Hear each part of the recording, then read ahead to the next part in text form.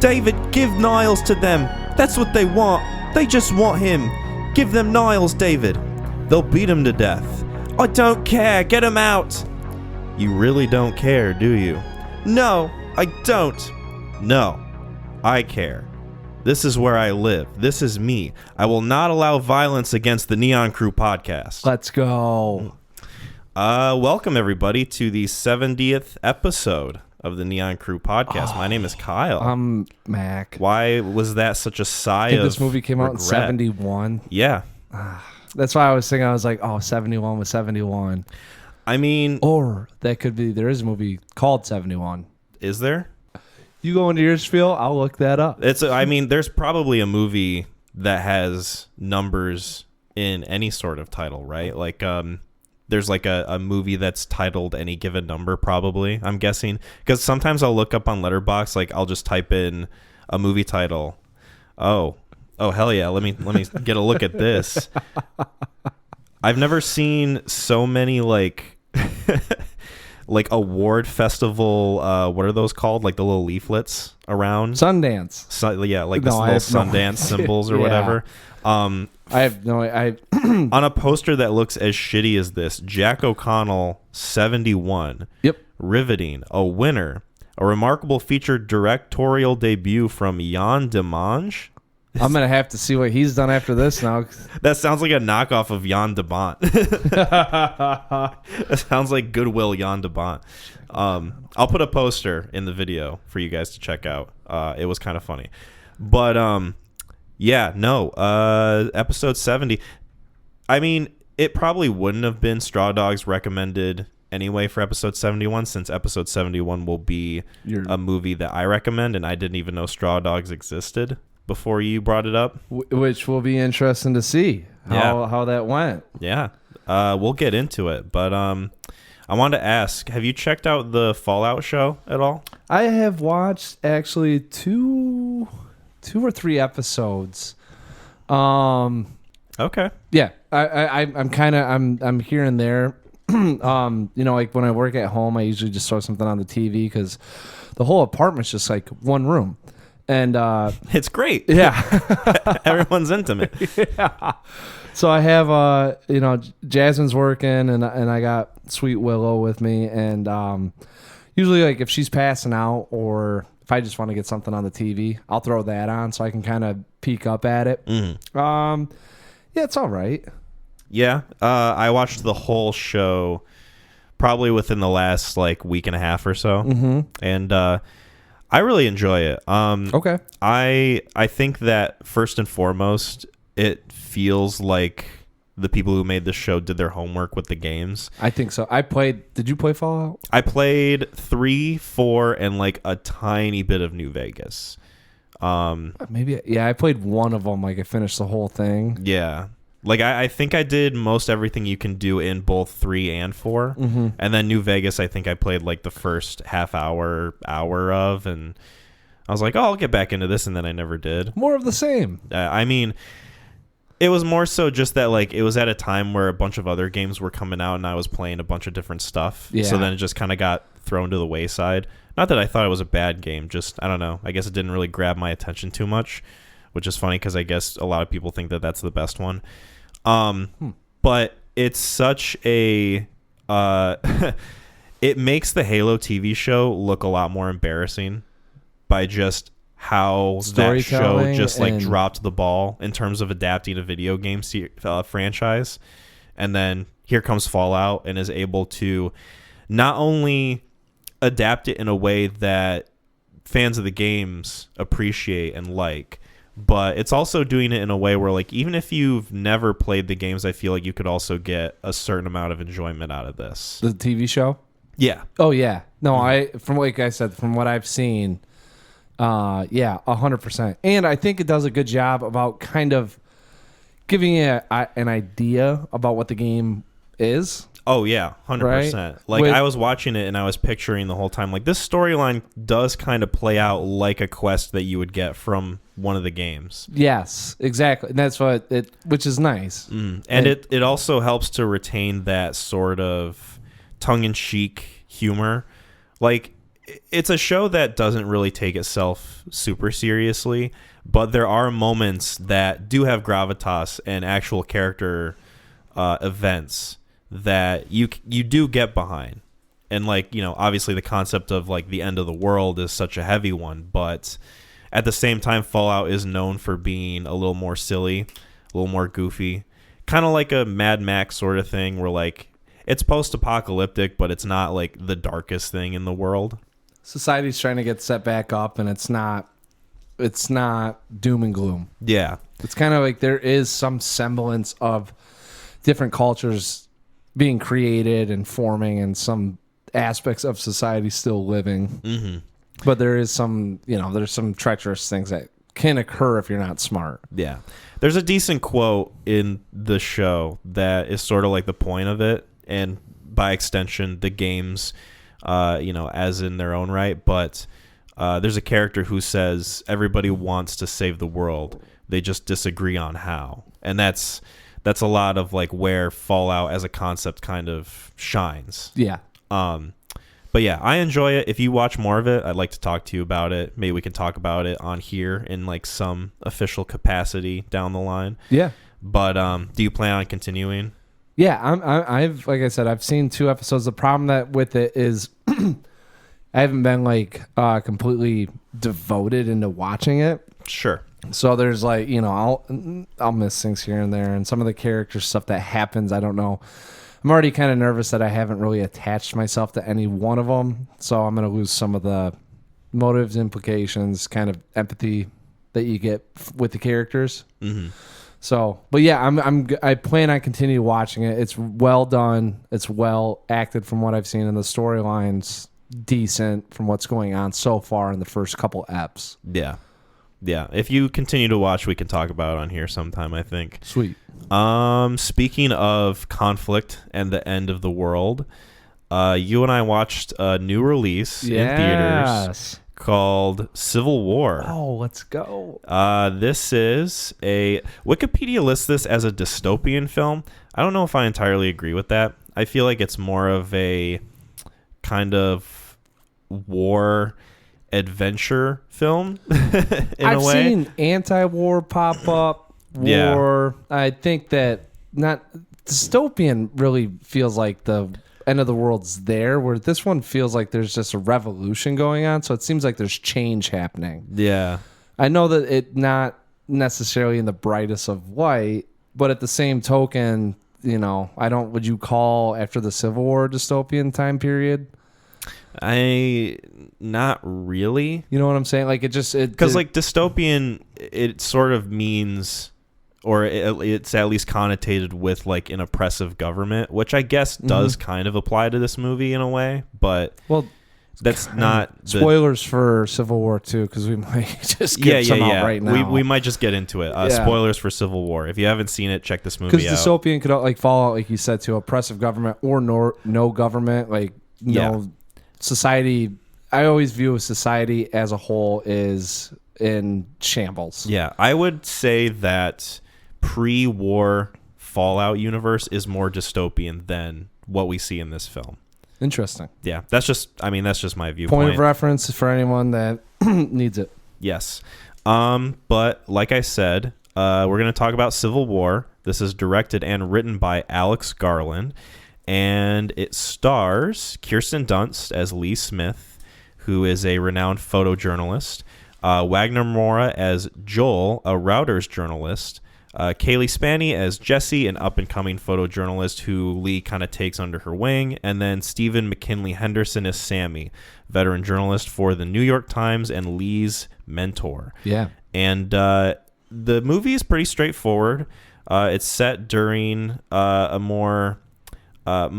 it gives a sort of a modern look at a potential civil war happening in the United States. It follows Kirsten Dunst and her crew of misfits on their way to Washington, D.C. in order to interview the President of the United States, played by Nick Offerman. Yeah. And they just encounter different sort of conflicts and characters along the way. Mm-hmm. And it's pretty like I said, it's pretty straightforward, kind of an adventure movie almost. Oh, The most fucked up road trip movie I think I've seen in a while. Point A to B, and yeah, let's get into it. Okay. So at this point now, I've seen all of Alex Garland's films that he's directed. All of Alex Garland's 3 films that he's directed? Right. A good hearty almost handful, you could say. So the first one I think I ever watched was Annihilation. I think I've watched them in release order, unintentionally so. Like I just didn't think about it, and then that's how it turned out. He did Ex Machina, right? Yep. Didn't that come out before Annihilation? I thought did it come out before or after? You look up Annihilation, I'll look up Ex Machina. Okay. And then we'll get this all sorted out. So Yeah. Ex Machina is 2014. Yeah. Annihilation's 2018. Oh, damn. Didn't mean to shit on your point. No, you're fine. For some reason, I thought Annihilation was like way before Ex Machina. It was But right when you were getting into movies and you read the book. So, yeah, apparently and I'm still am. when that book come out, that's what I have to say.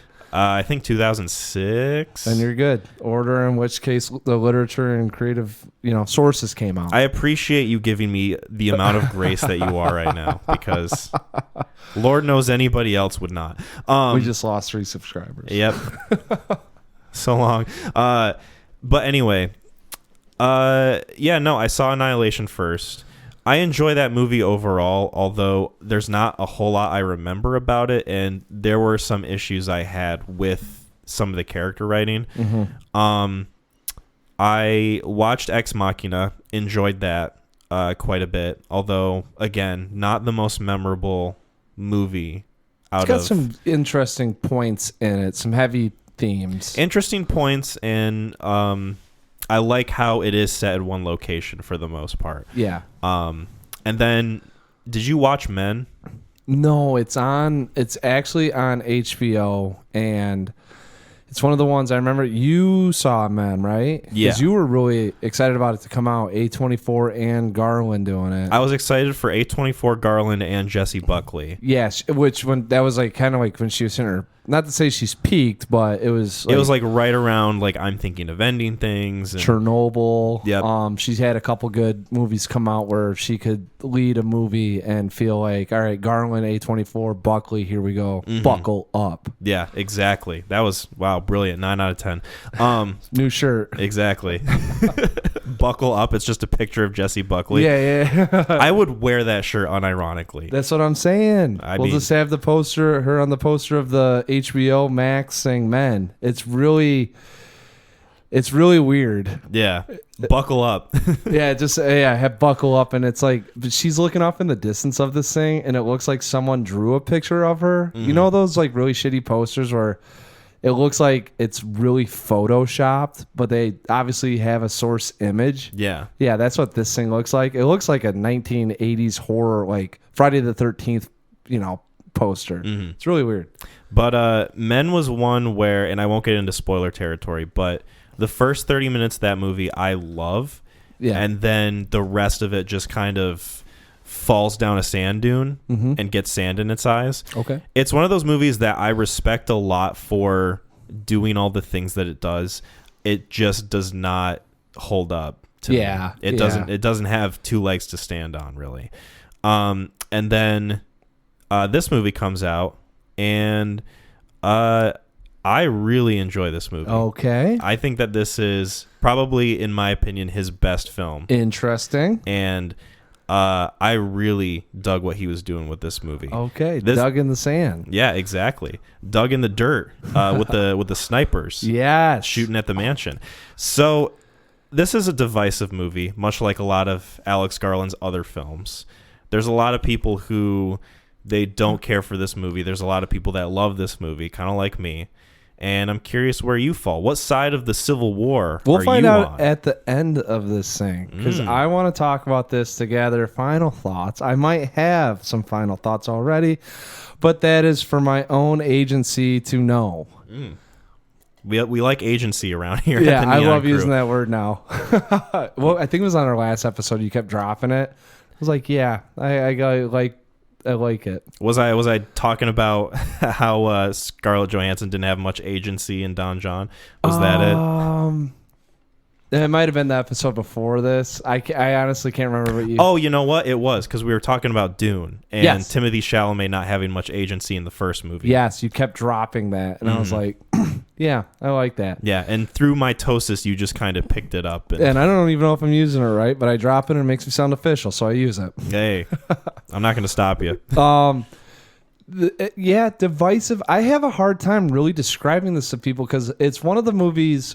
I don't remember who I ran into. I told them I saw it. It might have been my brother. It could have been. I went to Ferris on Friday to go see the spring game, and I ran into a bunch of people and we were talking about Civil War. And I I said it's unique in the sense, at least to me.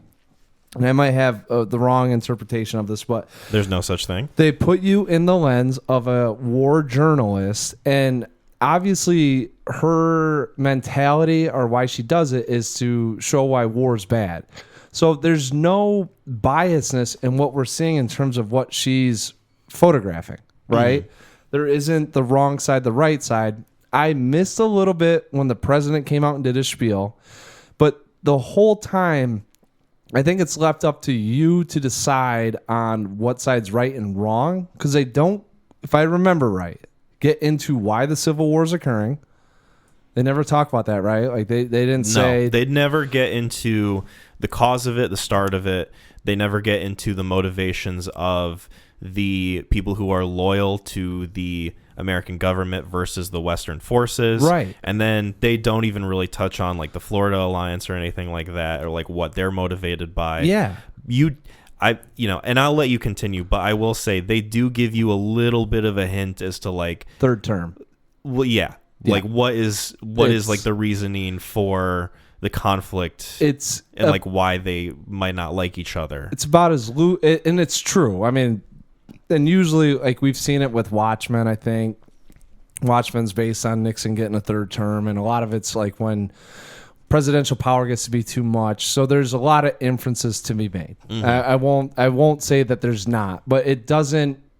They get California and Texas going against the U.S. government. So that's like, I laugh because I'm like, if it's talking about a certain individual, Texas is as red as it gets. Yeah. So it leaves it open to interpretation about why this is happening. And it's never explained, which I loved, because I was like, all right, I don't have to pick a side. I'm going to see where they're going with this. And they don't really pick a side, the journalists. There's one comment where he goes, yeah, when you run for your third term. But even in that, I'm like, all right, I can only assume that there's a good and a bad. There's an oppressive government here. They've done something to rub certain states the wrong way. There's now an uprising. And in the lens that we go through with the character of Kirsten Lee Smith, they don't pinpoint or make you feel a certain way, which I loved. Her whole objective was, and she made a quote one time and became a war journalist to show why war shouldn't exist. Mm-hmm. And essentially that's what sending a warning home, I think she says. Yeah. Yeah. And she laughs because she goes, obviously you can tell it's never done anything. Right. And I think that's kind of why I really appreciated through that lens, because it doesn't make me pick a side, and it doesn't make me really curious or need to know why what's going on. We just know that her objective is to end this stuff and show people why we shouldn't have war. Right. She has a quote that is something along the lines of, I'm not meant to feel anything about this. I'm meant to take a picture for other people to feel about this. Yeah. Something along those lines. I'm paraphrasing. But it's not verbatim, but she does that. I mean, but that's kind of, I loved it because I'm like, oh, okay, this is where I'm at as an audience member now, Yeah. I agree with you 100%. And I'm going to add more to it in saying that, again, like I said before, there's inferences that you can make. There's assumptions that you can pick up on and sort of piece a little bit of the puzzle together, but you're not going to get a whole picture. Like, you're just going to get a few little jigsaw pieces here and there. But that's mostly because that's not what the movie is really focused on. Yes. The movie is focused on, forgive the pun, through the lens of these photojournalists who are, for the most part, impartial to the events taking place and are just documenting it and trying to get a story out of it. Yeah. And that's the whole motivation for them going to DC, is they want to interview the president before, he gets fucking bulleted to death. Waxed. Essentially. Yeah. Yeah. Before he gets waxed poetic. So there's people who went into this movie, and I know this from reading from the reviews. And by the way, we're playing a game of reviewing reviews later. Jesus Christ. Dropping that. Right now.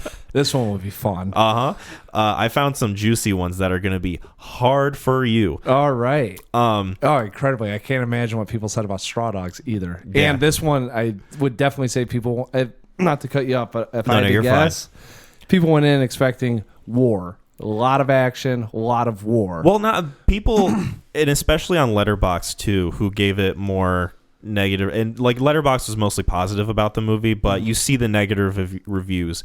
90% of the time, the reason they gave it that is because they wanted the movie to make some sort of statement politically. They wanted it to take a stance on something, which if that's what you want out of the movie, then your desires from the movie are not exactly good. Like, that's not what the movie is going for. You're essentially reading the movie wrong. Oh yeah, it's not. You go in with an open mind and see what it's got to say. It's not necessarily. It doesn't have to come out and be a political statement about this is what could happen, or predicting future events, or this is what it would look like if this were to occur.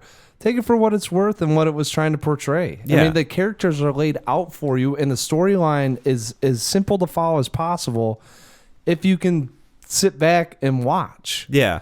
And, you know, I'll give a little bit of credit in that, yeah, maybe there was an opportunity for this movie to take a stance on something. But again, you're going into this movie with the sort of wrong kind of lens looking through it. Like, I'm not going to go in and watch John Wick and think to myself, oh yeah, I can't wait to experience Charlie Kaufman level writing in this. Right. And then when I watch John Wick and I don't get that, and you know, if I'm disappointed, I can't really fault the movie for not meeting those, because like that's not what the movie's intending. The movie's intending to be an action movie and to show you good choreography and stunts. Whereas this movie is attempting to show you how this conflict would play out through the people there on the ground. It's not cutting to Nick Offerman going like, well, this state declared war against us because we made this policy. And it's not cutting to like a Capitol Hill somewhere else in another state going like, we need to kill the president because he passed this law or whatever. Right. Like, it's not concerned with that because that's not what the movie is about. That's not the movie's goal. And I think that the movie's goal is met very effectively through the use of these characters and through their very straightforward journey and experiencing how this would play out in so many different ways. If anything, you could almost take it as a warning. Yeah. I mean, if you wanted to go anti-war, it's showing you this is what it's like when you have two divisive sides set against each other, and this is the outcome that it could possibly run into. I mean, like, I think this thing has a lot of different. I think what people wanted is, you know, red versus blue or a black versus white. And what it does is it takes that whole gray area and you just walk the line and you get to see the outcome and what could happen to people if you know, something were to occur. And all it is showing you this is what it looks like. And sometimes in certain situations, it's not even about black versus white. It's staying alive.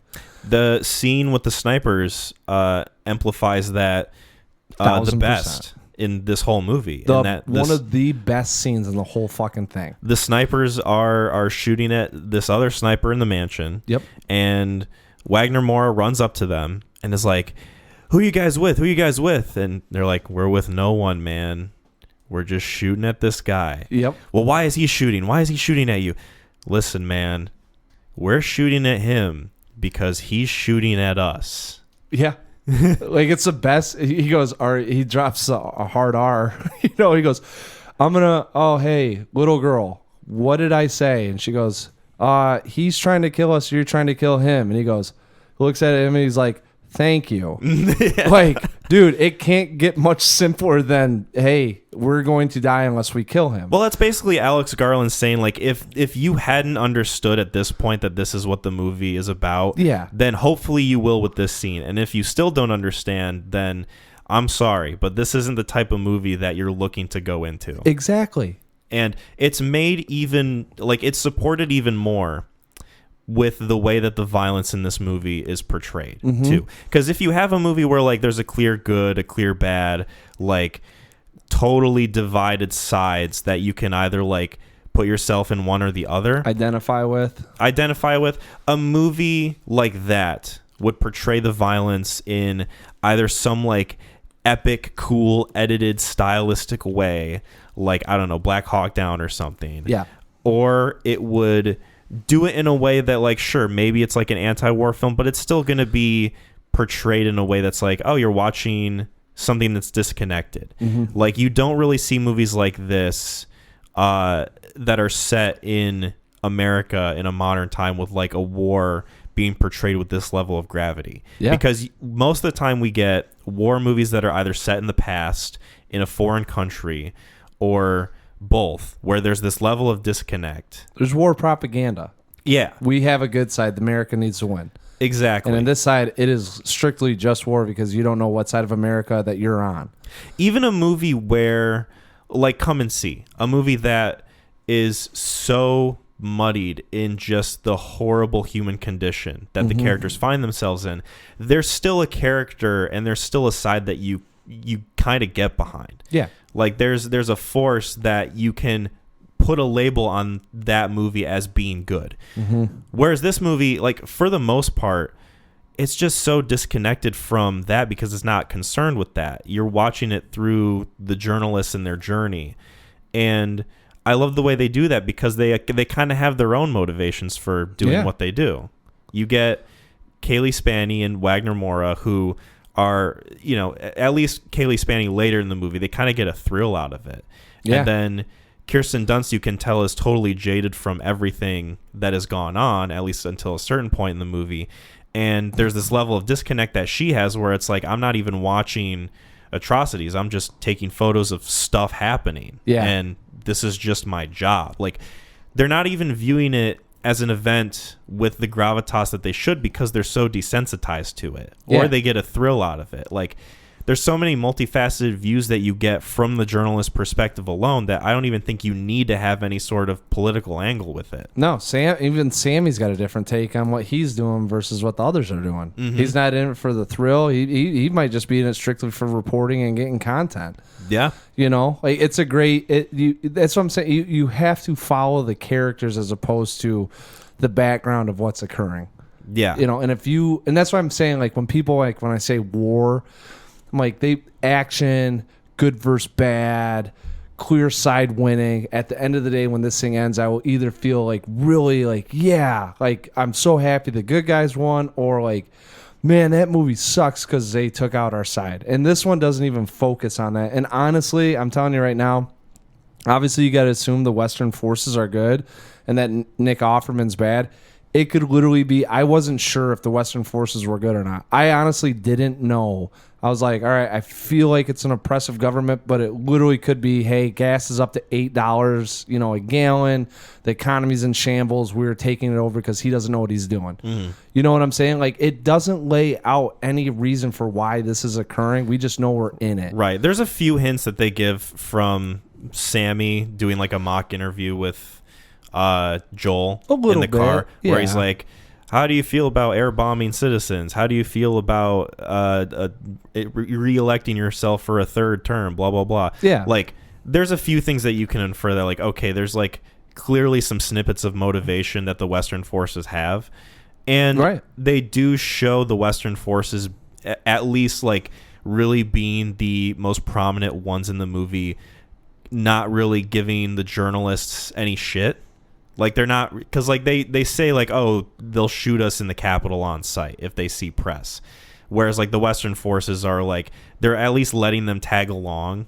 And I, like I was saying, I don't know if there's the one shootout where the gentleman dies when they're hiding behind the pillars.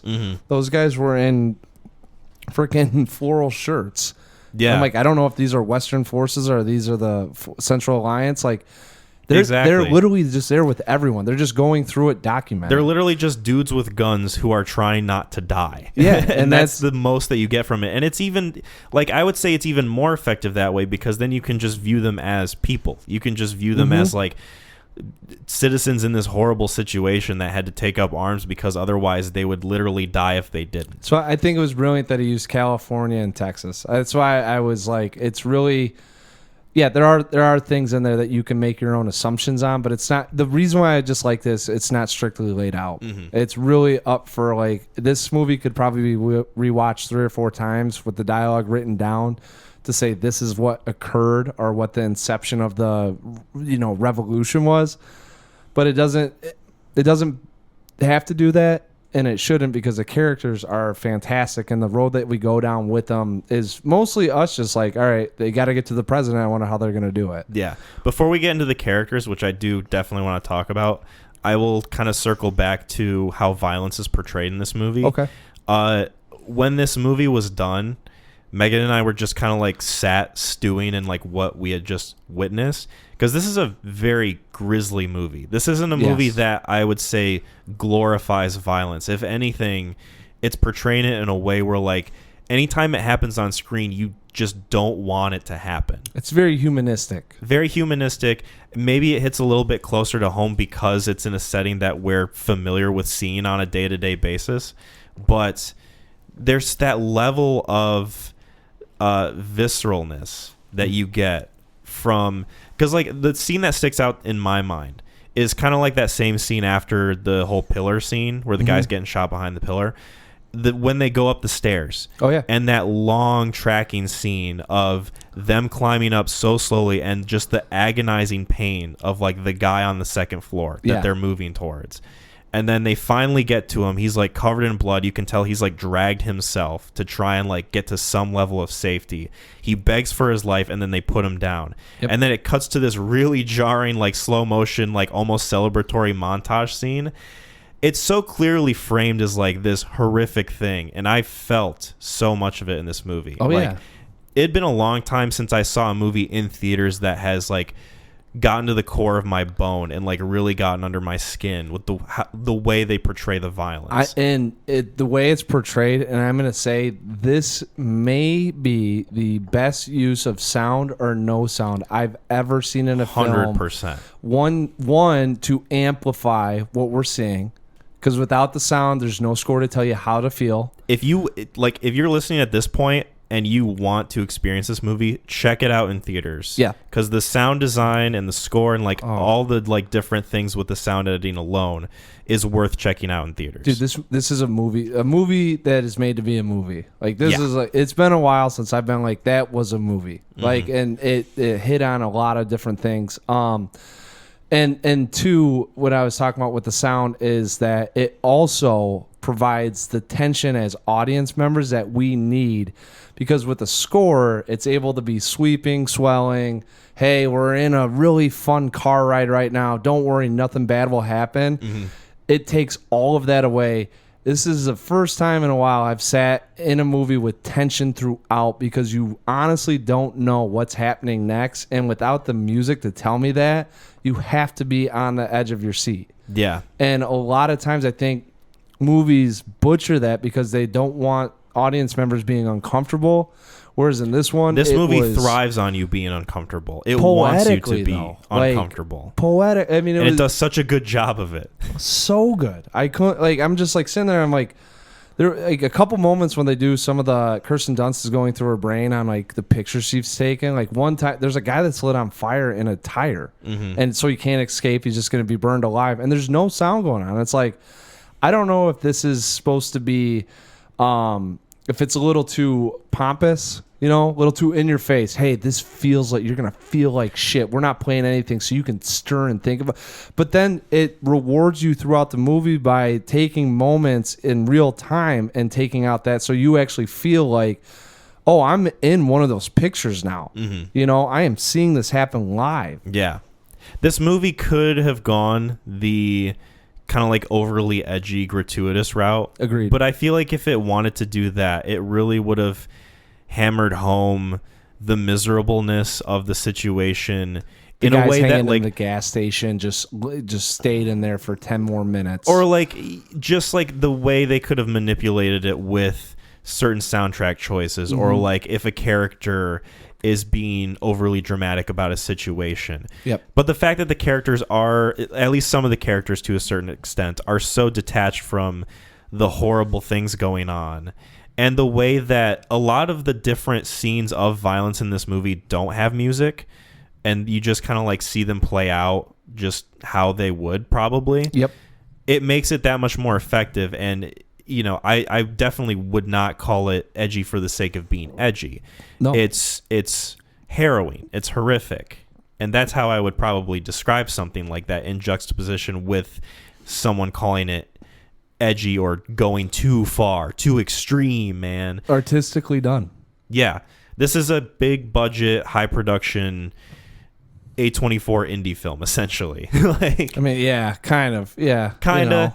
Yeah. I mean, A24 has said that they're going to go into more like higher production, big budget movies just because they were like, well, we can't make indies forever. We got to make money somehow. We got the guys we trust. Right. Like, I think I read he might retire after this. And I like the fact that I read that too. I have a theory about that, by the way. We'll touch on it at the end. Yes. Okay. Don't let me forget that. I won't. Because I will bring it back up. Because really, honestly, if this is the last movie that I see from him, be upset. So, what the fuck was I just talking about?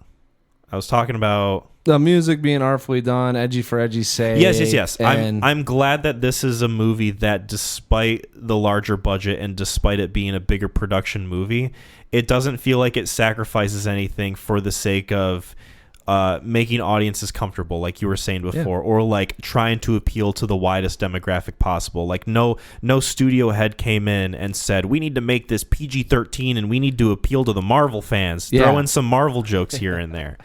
And it's fortunate that they didn't do that. And if, this is the direction that A24 is, going to keep on, then that makes me happy. And this is why I love movies being set in real environments, real time. It gives you a little bit of that raw and gritty feeling, and it actually feels like you're kind of like you're moving through the landscapes with them. Mm-hmm.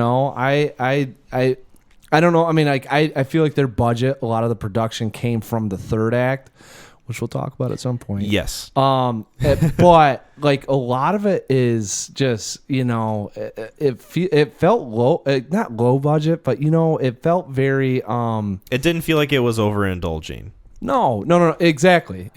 And where they're at too, you wouldn't have assumed that this thing would have been $150 million or whatever it cost. Yeah. Until certain points kind of come up and you can go, oh, okay. But even then, like, none of it felt unreal. Yeah. Which is a very applaudable thing for this thing. This is a good example of scout location. Yes. Or location scouting, I should say. Yes. And like set design. Yes. And like making the world feel bigger than it actually might be. They're traveling through West Virginia. Mm-hmm.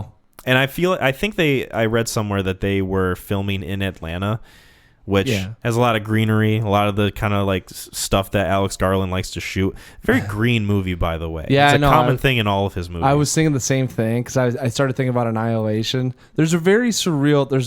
And one of the questions I'll have that whenever we can get to it, I'll ask. But yeah, there's a very surreal feeling that he can implant into his films. Mm-hmm. And Annihilation was very surreal. I mean, at least viscerally. Yeah. Because of what's going on. Mm-hmm. This thing is set in a modern age and still felt a little surreal to me. Yeah, it felt very vibrant. Yeah, that's super well shot too, which does not hurt at all. No, and I think the greenery and some of that, like, I don't know if there's something with the eyes and green and making things pop or whatever, but yeah, this thing is very, very lush in the landscape. Yeah. Let's talk about the characters. Okay. I think that all of the performances in this movie are excellent. I don't have a single complaint as far as like any of the performances or like even really how the characters are portrayed. Nope. Maybe you have a different thought than I do, but no, I really like how they were handled and how you follow that group pretty closely through Lee's eyes mostly, and like how throughout the film she sort of morphs in the way she perceives the events happening. I think so. My question, because I agree 100%. Mm-hmm. And I think, did you notice that there was a certain vibrancy around her? And so I guess I'll say this so you can kind of get the final scene. Yes. and they show I don't remember her name. Jessie, right? And there's that like almost like neon demon-esque, the vibrancy around her, and then it would kind of waver and come back in. Lee had that going on. Did you notice that throughout the film? In certain moments, the first time I caught it was when she put on the dress. And it's almost like you're saying with the morphing, she's almost taking herself out of what she's doing and becoming more of like human, or at least understanding the events that are going around her and the implications they have. Yeah. That vibrancy kept popping up. Did you see that at all? Or did you notice that? Because they end the movie with Jessie having that on her. Yeah. And I was like, okay, it's got to do something with maybe a transition or maybe it was morphing. the only thing I can think of, and maybe you have a bit more of an eye for it than I do, is and I only know about this because Gideon told me about it recently, is that a lot of movies will use this Helios lens where when you shoot and focus on a thing or a character, everything else around that thing or character kind of becomes blurry, but also at the same time, it's like circular. It kind of has this swirling effect almost that you don't really notice or think about until someone points it out to you, and maybe that's what it was. It could be. You'll have to see it again. I'd have to. I mean, yeah, and I'll watch this again. You'll be able. Some point. You'll be able to see it right when she tries on the dress. Right when she gets. It's the first time I notice it because it happens when she tries on the dress. It happens when, Wagner Mora comes Joel, in. yeah. Joel, when he pops in, he's like, "Hey, are you all right?" When she's cleaning out the blood, when she looks up at him, that's what's going on. It's like this, like almost neon vibrancy around them. I can't really describe it because it's not like out of focus or anything. It's just like and it could be that effect. Yeah, I'll have to look out for it again when I see it a second time. It happens 3 different times, and then Jesse has it, and then the movie ends, and I was like, oh. But that wouldn't be surprising because, like we were kind of touching on, Lee and Jesse almost sort of switch characters in the way that they carry themselves. So like. Movie starts out, Jesse's this very like wide-eyed photographer who's trying to make a name for herself in photojournalism, and Lee kind of saves her at the start of the movie from the protest being bombed. Yep. Unintentionally so, because she kind of takes her aside and is like, wear this, and then like as she like takes her away from it, it blows up. She's kind of noticing like what's going on. Right. And so the first few instances of horrific violence or like atrocities taking place, Jessie is very emotionally affected by what's going on because she's not used to seeing stuff like that. Yeah. And Lee is very disconnected, approaches it almost like it's like her taking care of laundry or like... Oh, yeah, it's her job. Yeah, like... It's a daily task. Sending an email, basically. Like, this is the equivalent for her. Yeah. And I love how as the movie goes along, you see a little bit more and more Lee's character starting to get more vulnerable. Unravel. Yeah, I mean, vulnerable. Vulnerable on however you want to like view it. It's essentially like the same sort of character arc where she's coming back into the world and seeing it and actually processing. Like you use the term becoming human, and I don't think that's entirely wrong to use in that level of disconnect is getting further and further away from her, and she's like seeing up close like what this actually is and how this can affect people. Yes. Where like the first time you really notice it when she puts on the dress, and then the second time I noticed the shift in her character was when she deleted the photo of Sammy. When she took it initially and then decided to delete it. It's like, oh, this is like a big character thing for her. And then when you see the assault on the White House, it's almost like she's experiencing this sort of like shell-shocked PTSD episode where like she can barely even function. And Jesse's in the thick of it, like getting real close and like getting all these shots and like acting like everything going on is like exhilarating instead of terrifying. It's not only that, but it's almost like she feels invincible. Like she's kind of just Clearly. like, hey, I'm journaling, I'm taking photos of this and nothing bad can happen to me. Right. And that's what that goes into like what you're, what you're saying. And so like there's this switch in their characters where like it's almost like unintentionally so, one passing the torch to the other 100% and like giving her life so that she can take the photo at the end. Yeah. Which is kind of how I saw it.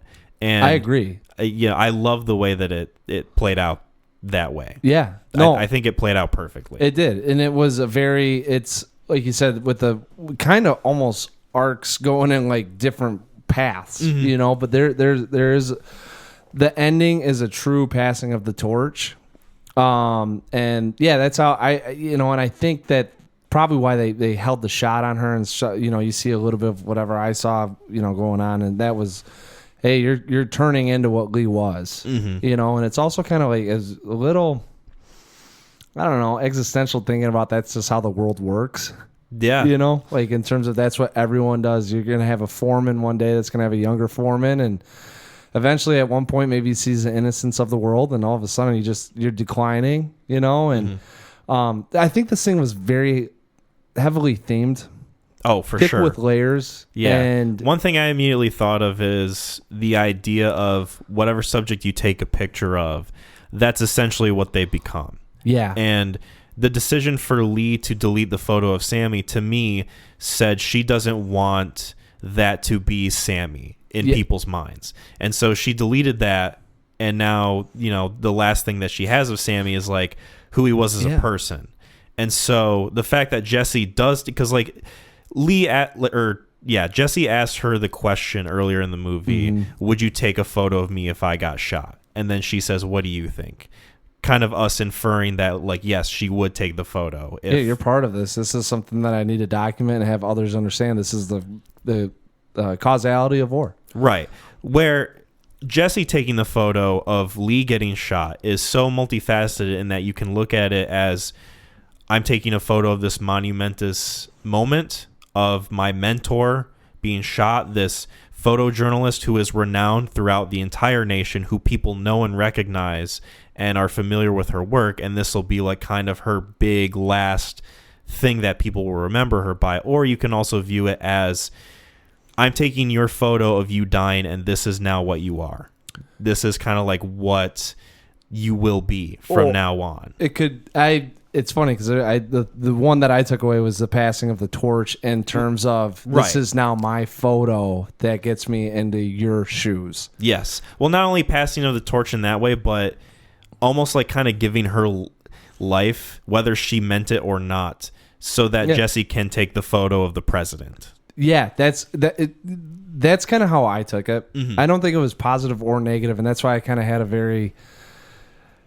The thing ends, and it's like, I'm not exactly sure how I should feel about Jesse. It's very consistently like detached from any sort of thing telling you how to feel one way or another. Exactly. And I think it's masterfully done. It is. Well, that's what I'm saying. Like, you walk out of this, and there's, like, we just talked about 3 ways to perceive what was just what occurred. Mm-hmm. And there could be other people that take it a different way. I mean, then you could have people that are just like, it sucks. Then end with the freaking bombings. We've talked about it before multiple times on here, where there will be movies coming out where the ending is kind of ambivalent. You kind of are meant to like get your own takeaway from it. And I've said before how like sometimes I feel that can be a way of lazy writing, a way to not really take on the responsibility of the characters, of like trying to get an audience to feel something or trying to get a reader to feel something. Whereas like this movie, I think it is so masterfully done in that specific way that I don't think you can really call it lazy, because it accomplishes exactly what it sets out to do without feeling like it's, downgrading the quality in something. Well, let's just say this. Hey, we're going through here. There's a right and a left. You're walking down the middle. And the way that it ends, you're still walking down the middle. Mm-hmm. And it doesn't say, it's not swaying you one way or another, either to feel for the forces or to feel with the characters. It's just saying this is how life is. Yes. And, that's why movies like that can have you can have negative endings in terms of I needed some resolution. And in this one, I think it's so well done because obviously... there is a little bit of resolution. It gives you a resolution, but it still leaves you with things to think about. Exactly. And her life isn't just defined by what happens during this war. She's obviously going to go on and do other things. Mm-hmm. So I mean, there's so many different takeaways too, because you could also be like, she intentionally was doing this to eliminate Lee. You could look at it as like sort of Machiavellian, right? You could look at it as a passing of the torch. So as life continues on, this is how things get credited. You could look at it as, it's one of the causalities, of war, and this is what it's being portrayed, and we have to continue that on. Lee could now have an iconic image in life and be on the cover of Time magazine and have eternal life, essentially, with people remembering her image. And Jesse did her a solid that eventually at some point the Piper's going to come, and you could be, no offense, but you could be Sammy, and everyone's going to kind of remember you as this wise old man, that eventually time will erode and you will be gone. Or you could be Lee and have your cover on the Time, your photo on Time magazine and have eternal life with everyone still talking about you. I mean, there's so many different angles with this thing, and because it's not presented in a good light or bad light, it's just presented with, hey, take away with what you want to take away with. I think that's why it's beautifully done. I think that's why it really had a very solid ending, and the fact that you can have conversations about it. Once again, we'll always talk about it. Endings that have conversations that revolve around the ending are great. What do we think of Joel Wagner Mora? I kind of tried to dress like him a little bit this recording. Yeah, okay. Try to get the vibe a little bit. I thought his character a little creepy. So I love that they kind of make him kind of a creep a little bit. Yeah. Like, he's like, oh, I can stay up, keep you company if you want. And then she's like, I'm okay. I think I'm just going to call. And he's like, all right. And then he just like goes. I love how his character is written to be kind of like, he seems like someone who, like, when you first meet him, he's like pretty cool and in control. And then like the more you get to know him, the more you realize like this guy is like 3 steps away from falling off a cliff. Like he is like this close to being unraveled. he is. I really liked him in the sense I was like, this is like one of the coolest guys you will see on screen, and the reason why he's so cool is because of that. In a lot of the situations that you're going to be presented in, if you have any sort of like adrenaline pop up, you're dead. Yeah. And the fact that he can keep it all together, even with like his hands shaking, trying to do a cigarette, almost getting killed, fantastic. I like I say creepy. I've also was like, okay, this dude's been on the road. I don't know how long the Civil War's been going on. Him and Lee obviously don't have any sexual like connection whatsoever. He's probably looking to get laid. It's not his fault, right? Like, he's like kind of a creep in that sense, but he's not so much of a creep to like force himself on her. He's like, all right, I'll just sleep down here then. You want to have some fun? No, okay. Like I'll go over here. Like, don't worry about me. I'm trustworthy, but at any time, it's like, hey, let's get spontaneous. Like, I'm up for that too. That's why I just was like, he's drinking whiskey. He's like, hey, smoking joints. Just so you know, I will save your life if it comes down to it. But also, I'm kind of horny. Wink, wink. Yeah, like, and it's like, in any other situation, I'd be like, God, that's so off-putting. But then it's like, all right, he's been with this crew for God knows how long, and still is just like, hey, I'm an animal, at my heart, But hey, I'm still courteous, respectful, and I can respect if you don't want to do it. I'm over here. Yeah. I love the way he's able to play him like he comes off as cool and he thinks he's cool, like calm and collected. And then like as soon as something happens, like you might not be able to see it immediately too deep, but like you see the cracks, like his excessive drinking and like the like different like quick reactionary ways he like responds to things and like all this sort of stuff happening. And I don't know, it's just really well acted too. I gotta give Wagner Mora chops. He was fantastic. I mean, they're all great. He was fantastic. I kind of had like his accent, and he's been in some other films that I've watched that I've really liked him in, and I wasn't really sure what I was going to think of him. And this is probably the first time I think I've seen him physically on screen. He voiced Death in Puss in Boots: The Last Wish. Oh, yeah, that's fantastic. Which he's a great voice actor. So yeah, there you go. He was fun, and I think he provided the levity that the audience needs throughout this thing. Because if you don't have him in the role and him knocking this out of the park, it leaves you really uncomfortable, a lot of tension with no moment to kind of catch your breath. And this thing keeps you on the edge of the roller coaster ride as long as it possibly can, and allows you to kind of like, I will get my nerves under me before we go on the next thrill. Mm-hmm. And I love that too. This movie is a lot of events happening one after another, but then you also get a good amount of them just talking to each other in the car, like them having conversations and them getting to like kind of know each other and bounce off of their character dynamics, which I think really helps us stick with these guys for the entire movie. And it develops the characters. Exactly. You know, it's really those movies where you get the car rides are really easy, I think, for character development if the writing's good.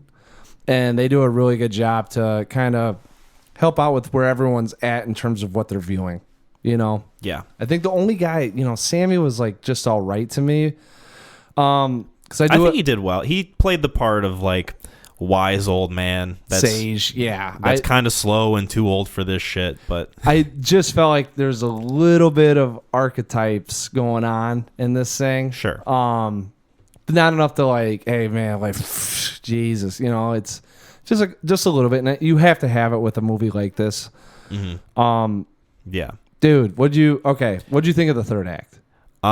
So the third act is that starting with the assault on the White House? Yeah. I mean, I loved it. I thought it was engrossing. It's one of those scenes in a movie where you really are just like, because you're with the characters and like the sound design and everything. I mean, I don't know about you, but I felt tense pretty much the entire time, and especially the way 100%. That Jesse was just kind of like going all over the place, getting the shots and like kind of getting in the way. Like, you don't know if she's going to get shot or like what's going to happen. And then Lee's having a panic attack.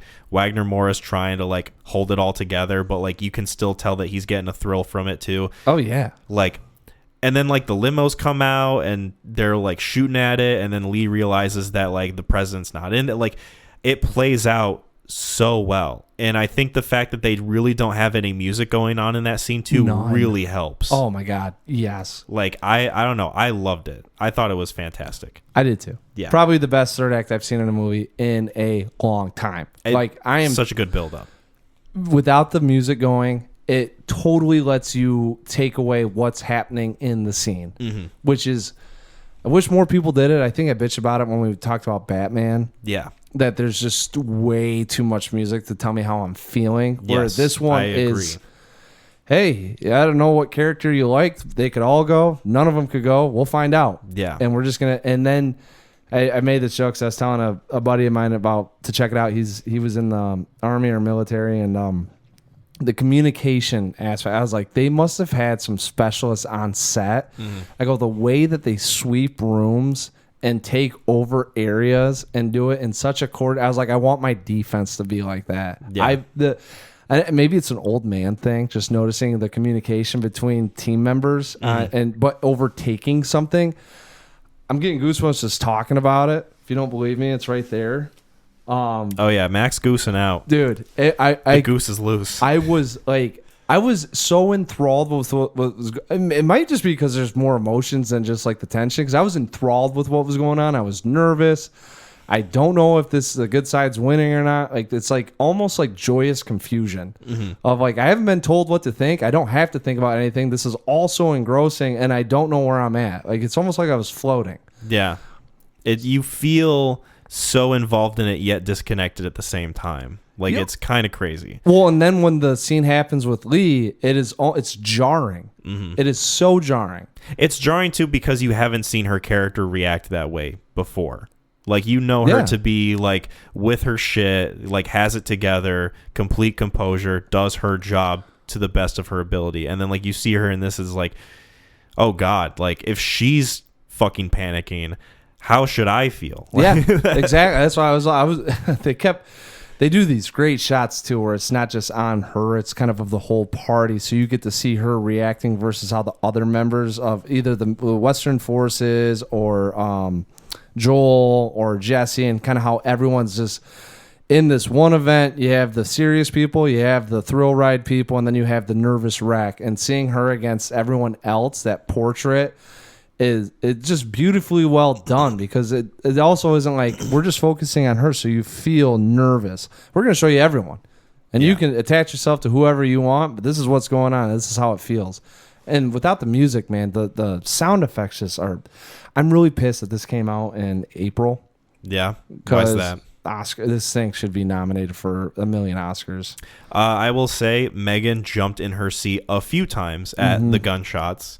And they're startling. They're very. I mean, they startled me. I didn't jump nearly as much. I jumped a couple times. Yeah, I did too. Without the music, it acts as a jump scare, but it's effectively done. It's very effectively done. We are kind of starting to get towards the end of our conversation, I think. Yeah. I want to talk about Jesse Plemons before we do, because that is worth touching on. And I feel like we'd be doing this movie a disservice if we didn't.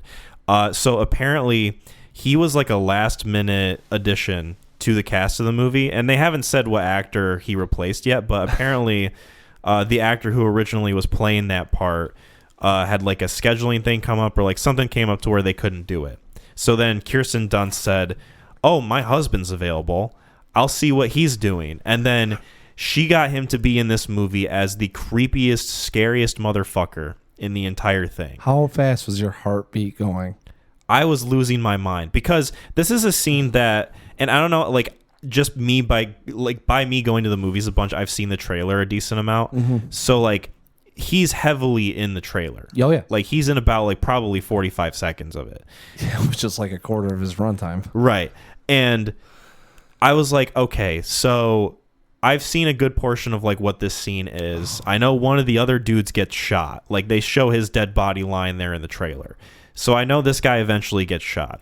How are they going to make this effectively creepy enough for me, even though I've seen the trailer? And like, I had no fucking clue about the mass grave, had no clue that it was just going to keep escalating, and had no idea how they were going to get out of it, if they were going to get out of it. Like at that moment, I was so tense that I kind of forgot about like what the trailer had already kind of telegraphed to me. Oh, I did too. As soon as he did his first line, it's like, oh, I saw that.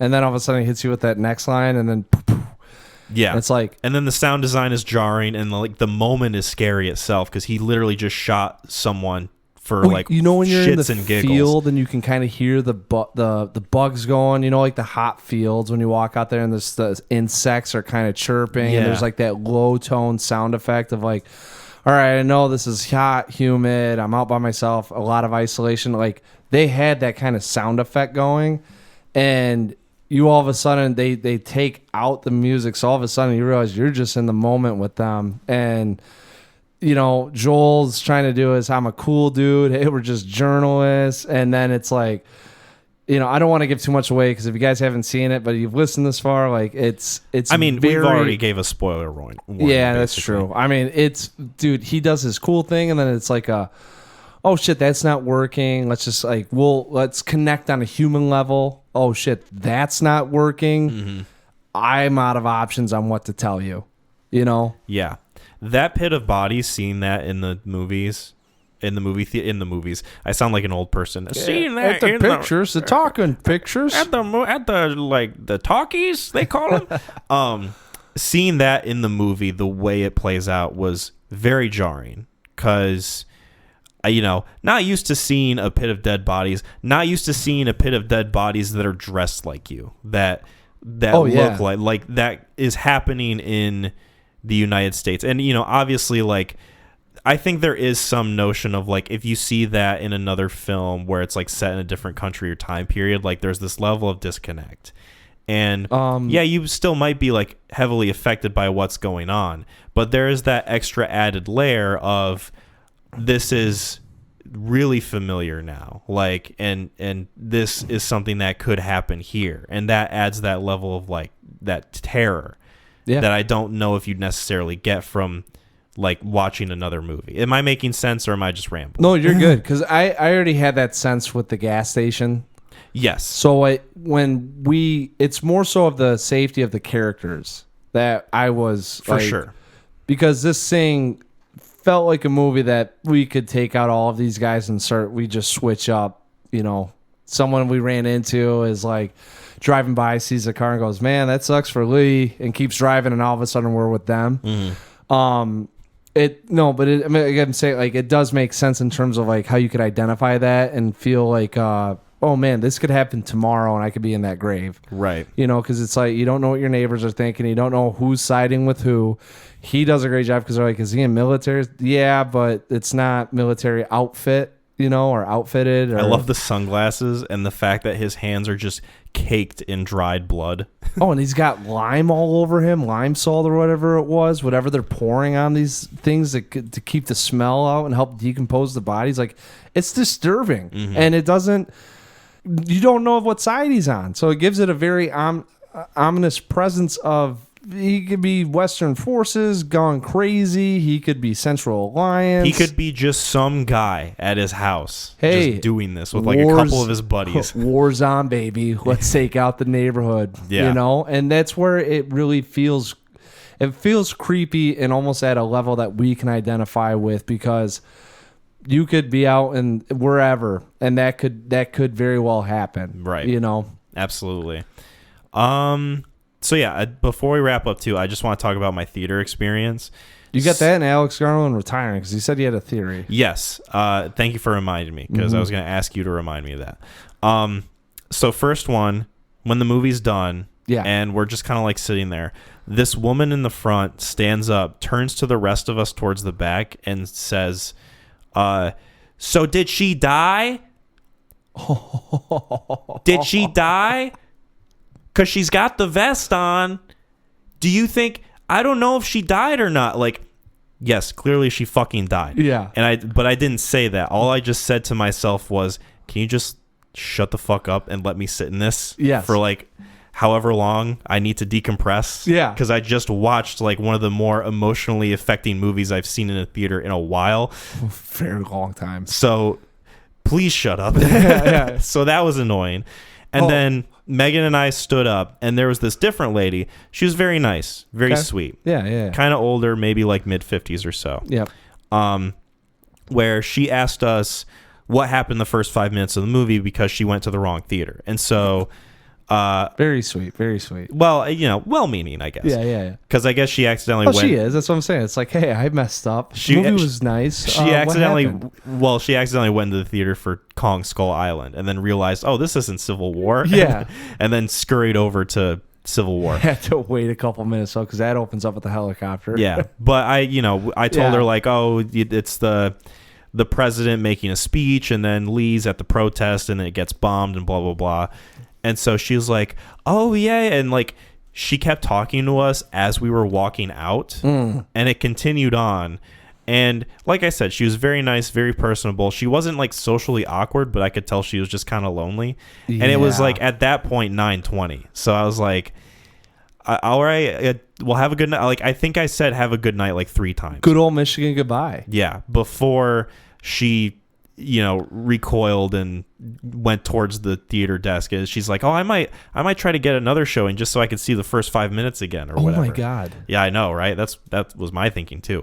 I might have been able to watch this. Like, if I didn't see it at 9:30 at night, like I didn't get out till 11:45. I might have been able to watch this again. You might have been able to watch it with her. Maybe catch a second showing with her, your new best friend. But like I said, she was nice. It was just one of those things where like, I want to talk about the movie, but I don't want to stay up till like 10 o'clock in There's this a theater. lot of things that happen in this, lady. A lot of I need time to let this wash over me. Yeah. So I don't know. That was kind of noteworthy. And then my theory with Alex Garland retiring.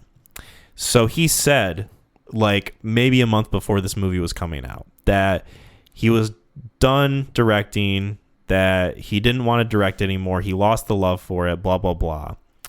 Well, I think like a week or two before this movie came out, he kind of came out and rescinded that statement. Here's my theory of what happened. Okay. I think he anticipated this movie being poorly received because like some people were hoping to get the political stuff out of it, like people viewing this movie not getting out what they intended. And so, and Alex Garland, all of his films are divisive in some way, I think. Of course. They're thinkers. Yeah. So that's what the common man calls them. I think what happened was he anticipated this movie being received poorly. So then he kind of like shot in the dark and made a statement about him retiring from filmmaking because he thought that this was going to go badly. And then once like the test screenings and like critic reviews come out and like all that stuff happens where it's received positively, he kind of rescinds that and goes like, actually, I got another movie left in me. Yeah. We'll see how that goes. And so I think it was just him maybe saving face in case this movie didn't do very well critically. Yeah. And then, of course, once it does, he's like, actually, no, I'm back in. Yeah. Like, I think that's my theory. I'm so upset that this came out in April. Could have been a sound design nomination, man, at the very least. Some acting noms. Jeez, this thing's... Give Kirsten Dunst her Oscar. I know what cowards. it doesn't get, but I'll do that in the ratings. Oh. I had a couple qualms, but okay. None worth talking about or diving into. We can go into ratings then. Okay. If you want. You want to go first? Yeah, I guess.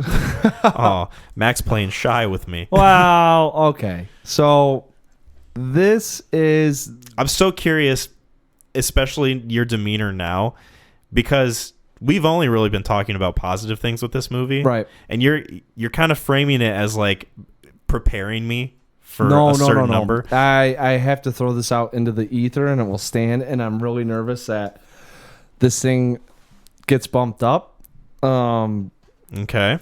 It is a... I'm just going to do it. After talking about it, this is a 10. This is a 10 out of 10 for me. Holy shit, I did not see that coming. I thought you were going to give this like a gentleman's 7.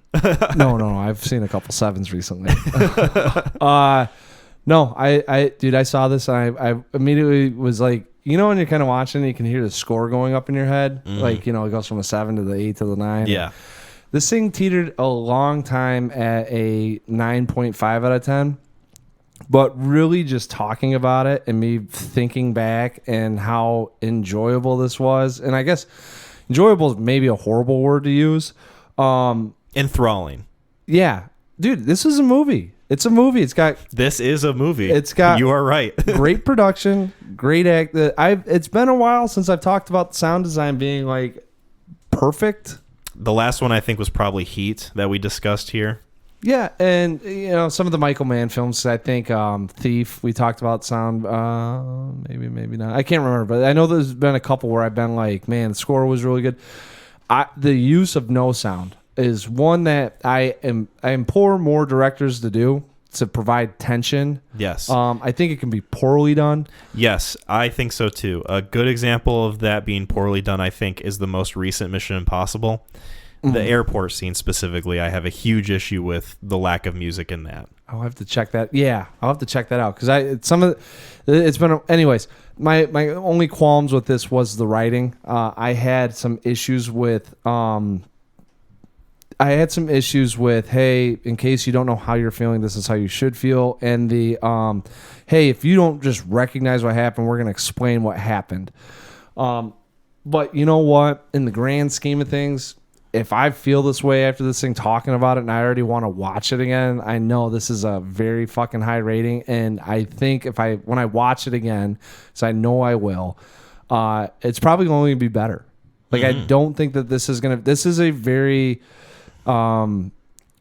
very excellent war film that doesn't have any sort of propaganda, good versus evil. It is literally take a step back and you're going to go through with these people what war's like. And I think it's hard. That's a hard subject just to nail in and of itself.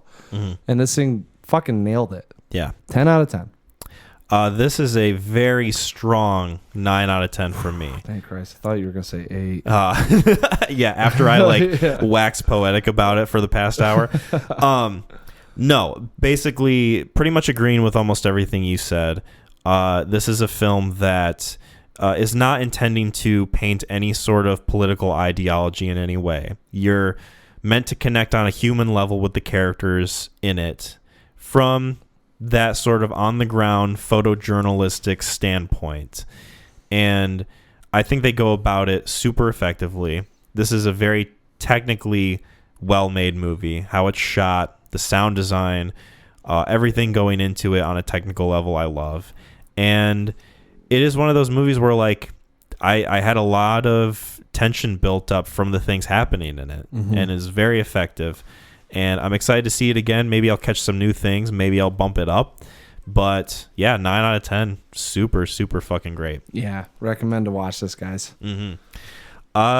Speaking of guns and shooting, there's some guns and shooting in the movie Straw Dogs, 1971. Yes. Which you recommended. We got to make sure we get the right one. Yes. Not the wrong one, because there is a wrong one. Yes, there is. I'll just throw that out there. Yeah, Kyle would know. I wouldn't know because I only paint my eyes with purity. Yeah. I soiled mine the first chance I got. Sullied, if you will. Yeah, so 1971 Straw Dogs, directed by Sam Peckinpah, written by David Zella Goodman. It's a adapted screenplay. There is a short story out there. I don't know, something on the trenches of Trencher's Farm or something like that. Anyways, it stars Dustin Hoffman as David Sumner, Susan George as Amy Sumner, Peter Vaughn as Tom Heaton, and T.P. McKenna as Major John Scott. Well, where's my boy? Where's Charlie Venner? Del Henney as Charlie Venner, and then there's another one of the guys. What was the guy's? John Niles, or what Niles was it? I think it was Henry Niles. Henry Niles. Yeah, it was Henry Niles. Henry Niles is the long-haired, not credited in this one. thing, but he's been in a couple other films that you'd recognize. Anyways, it starts out Dustin Hoffman. It starts out with some kids, I guess, torturing a dog. Signature Peckinpah, I guess. We kind of setting the tone for where we're gonna go with violence. And David and Amy are in the car and they're heading into the city, and a little bit of exposition that they're here for Amy and taking over her dad's farm and setting some things up. And Dustin Hoffman is a celestial fucking astronomical mathematician. So he's discovering the meaning of the universe in terms of mathematics. So there can be no... He's a nerd. Nerd! Yeah. Truly. And they get into town and he's looking for help. And old Charlie Venner comes over, and while David's away, starts kind of hamming it up with his lady, and you find out that they've had some relations before, and clearly that Charlie's still attracted to this lady and has intentions with her. David goes into the bar, recruits help, and you can kind of sense that he is a fish out of water, not only intellectually but obviously socially. And we get back to the house where we spend a good amount of time with kind of like what's going on in the lives of the Sumners, and shenanigans occur. I don't know if shenanigans are the right words. Hijinks ensue. Yeah, a little bit heavier than that. whatever a heavy hijinks term Fun is. for the whole family. Yeah. Yeah. So First time seeing a Peckinpah film. I guess he did The Wild Bunch, and we'll go from there. So yeah, we watched this on YouTube. I gotta ask, just how was the quality for you in sound? It wasn't the worst. I've seen movies on like YouTube. Chopper, or I think when we watched Coda, I could only watch that on my desktop, and that was kind of poor quality. Yeah, that was an Apple film. Yeah, I had to get like a free trial, and I couldn't cast it to my TV. Yeah, so I just sat there on my computer and watched it, and it was probably in 480p. But oh no, I mean, it being an older film, it already kind of has that going for it. Of even if it is kind of in lower quality, it still feels sort of appropriate for the movie. Yeah, grainy and the whatever film they put it on. Yeah, and I don't think it was too much of a detriment to the film itself. Okay. If anything, I appreciated the way it was visually, just kind of like that grainy, sort of like visually dark, not like entirely hard to tell what's going on, but there's that bit of like, hard edge to it. It's like you're drinking hard water, like, oh yeah, very hard water. Like you get that metallic-y taste in your mouth. Yeah. And I feel like that this movie is an embodiment of that sort of thing. Fits visually. in with the English countryside and kind of how we're supposed to feel, at least viewing David being in this area. Yeah. And I was telling you this before we recorded, but I really love the way that, and I read a big reason why this is set in England is because Sam Peckinpah was restricted from filming in America because he was that infamous of a dude. But he was able to film in England, so he kind of like built the story around that, centering around Dustin Hoffman's character of David Sumner. Yep. And I love how it's framed with us following him as like this fish out of water American character, because Sam Peckinpah, for the most part, he's an American director, right? Believe so. So I was talking to Sam about American film director and screenwriter. To Peckinpah. So you had the movie codes set up, and Sam was kind of telling me that's why westerns and courtroom thrillers did so well, is because you couldn't show blood, you couldn't show death. There was certain things that had to meet code, and I think Peckinpah, if I'm hearing this right, challenged that, because the codes didn't get removed until like the early to mid '60s, I want to say. In the Wild Bunch, he had some westerns in there that really pushed the limits. He was one of the first directors to make very dark and gritty, violent genre movies and kind of put them at the forefront of cinemas. Because, like, I'm sure, like, those things existed at that time, but they were probably hard-pressed to find. Whereas, like, you get an actual filmmaker behind the camera to make something like this was kind of really uncommon and unheard of, at least from what I understand. I think not necessarily... Yes, uncommon and unheard of, but I don't want to say that I think that it was just taking out of the director's hands. And if you wanted to get a film done, it had to be done this way. You fit in with what we're telling you to do. He fought with the studios a lot, from what I understood. That's what I'm saying. He was saying this is what we need: violence and actions. What they're going to put asses in seats. As it's a famous Peckinpah quote. It's a famous peck and call. Yeah. So.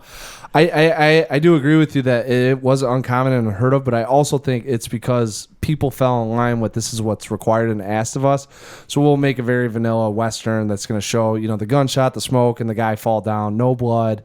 We're not going to show a whole lot of death. The build-up's going to be when the heel meets the good guy, and, we're going to get that like tension built there. And that's why I think the Tin Can movies were incredibly popular, and that's why they were called Tin Can. You could just shuffle people around and keep up with generic scripts. Yeah.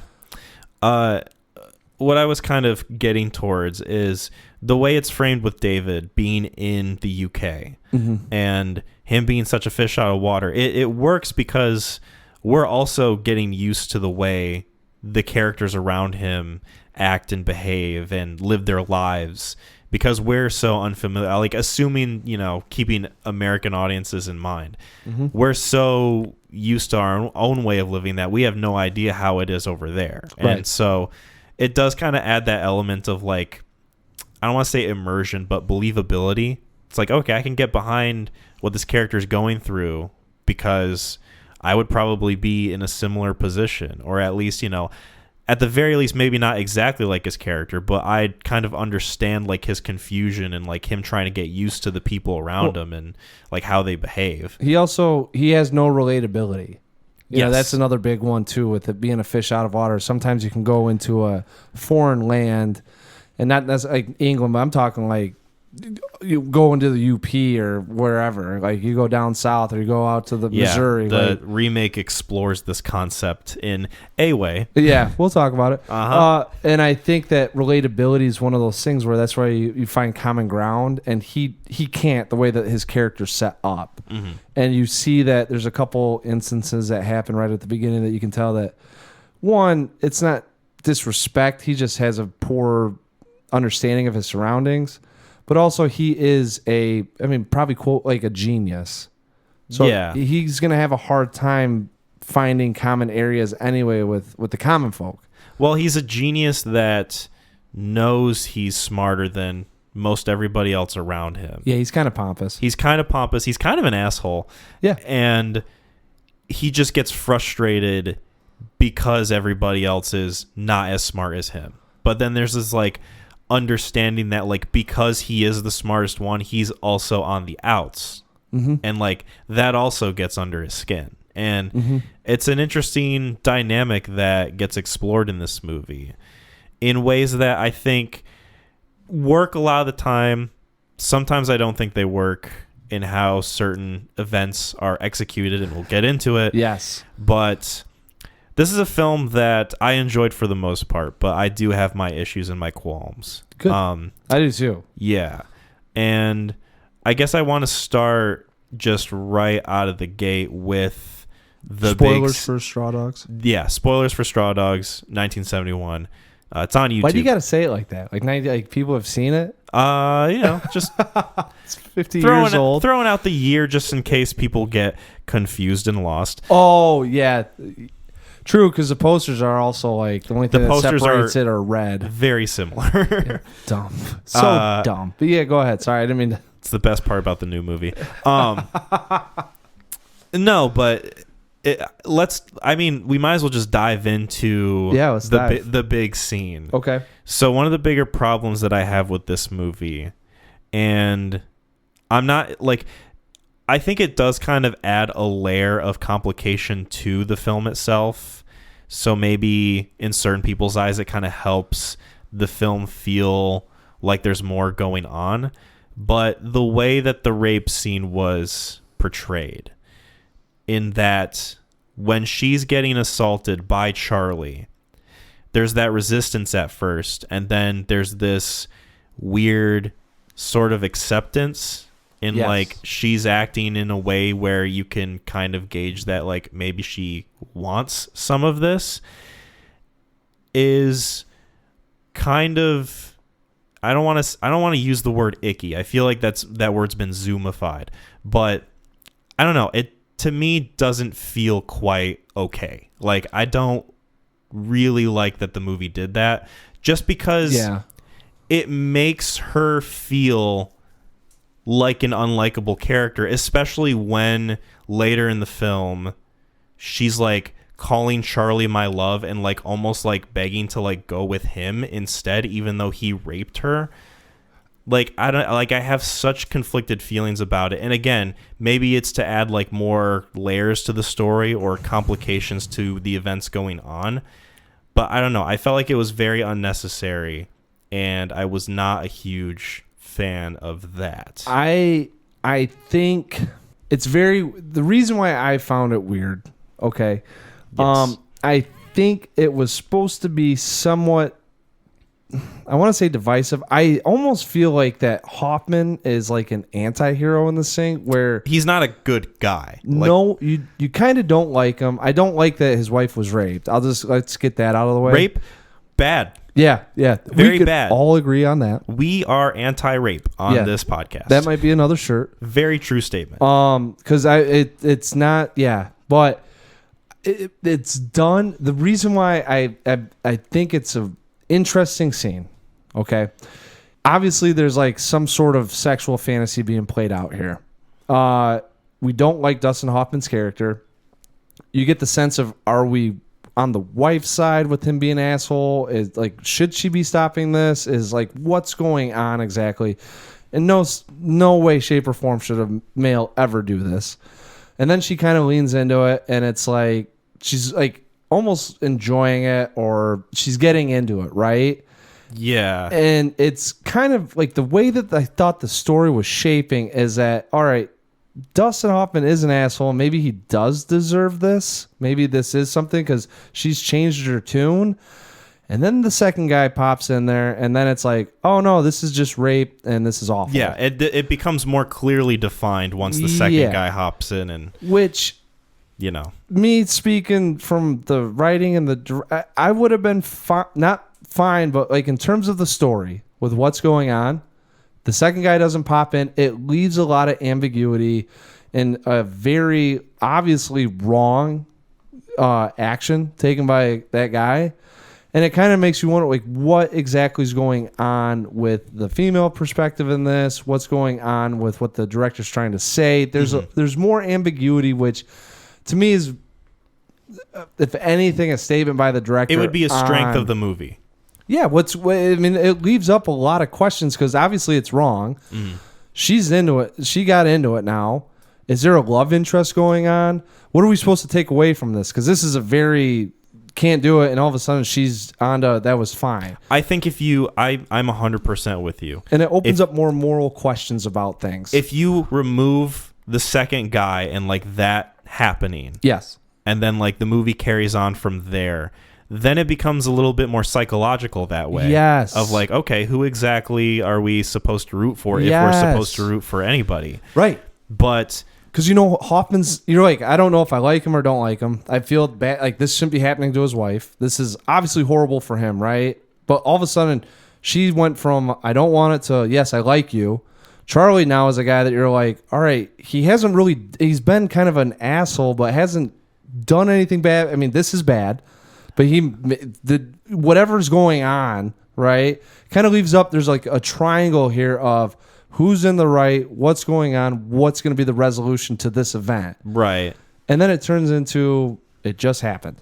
Right. Or maybe even like, because, you know, I liked how it played out in the end with like them coming into the house and like him taking them on one by one. Yeah. But then you add that element of like, oh, she's like kind of back into Charlie.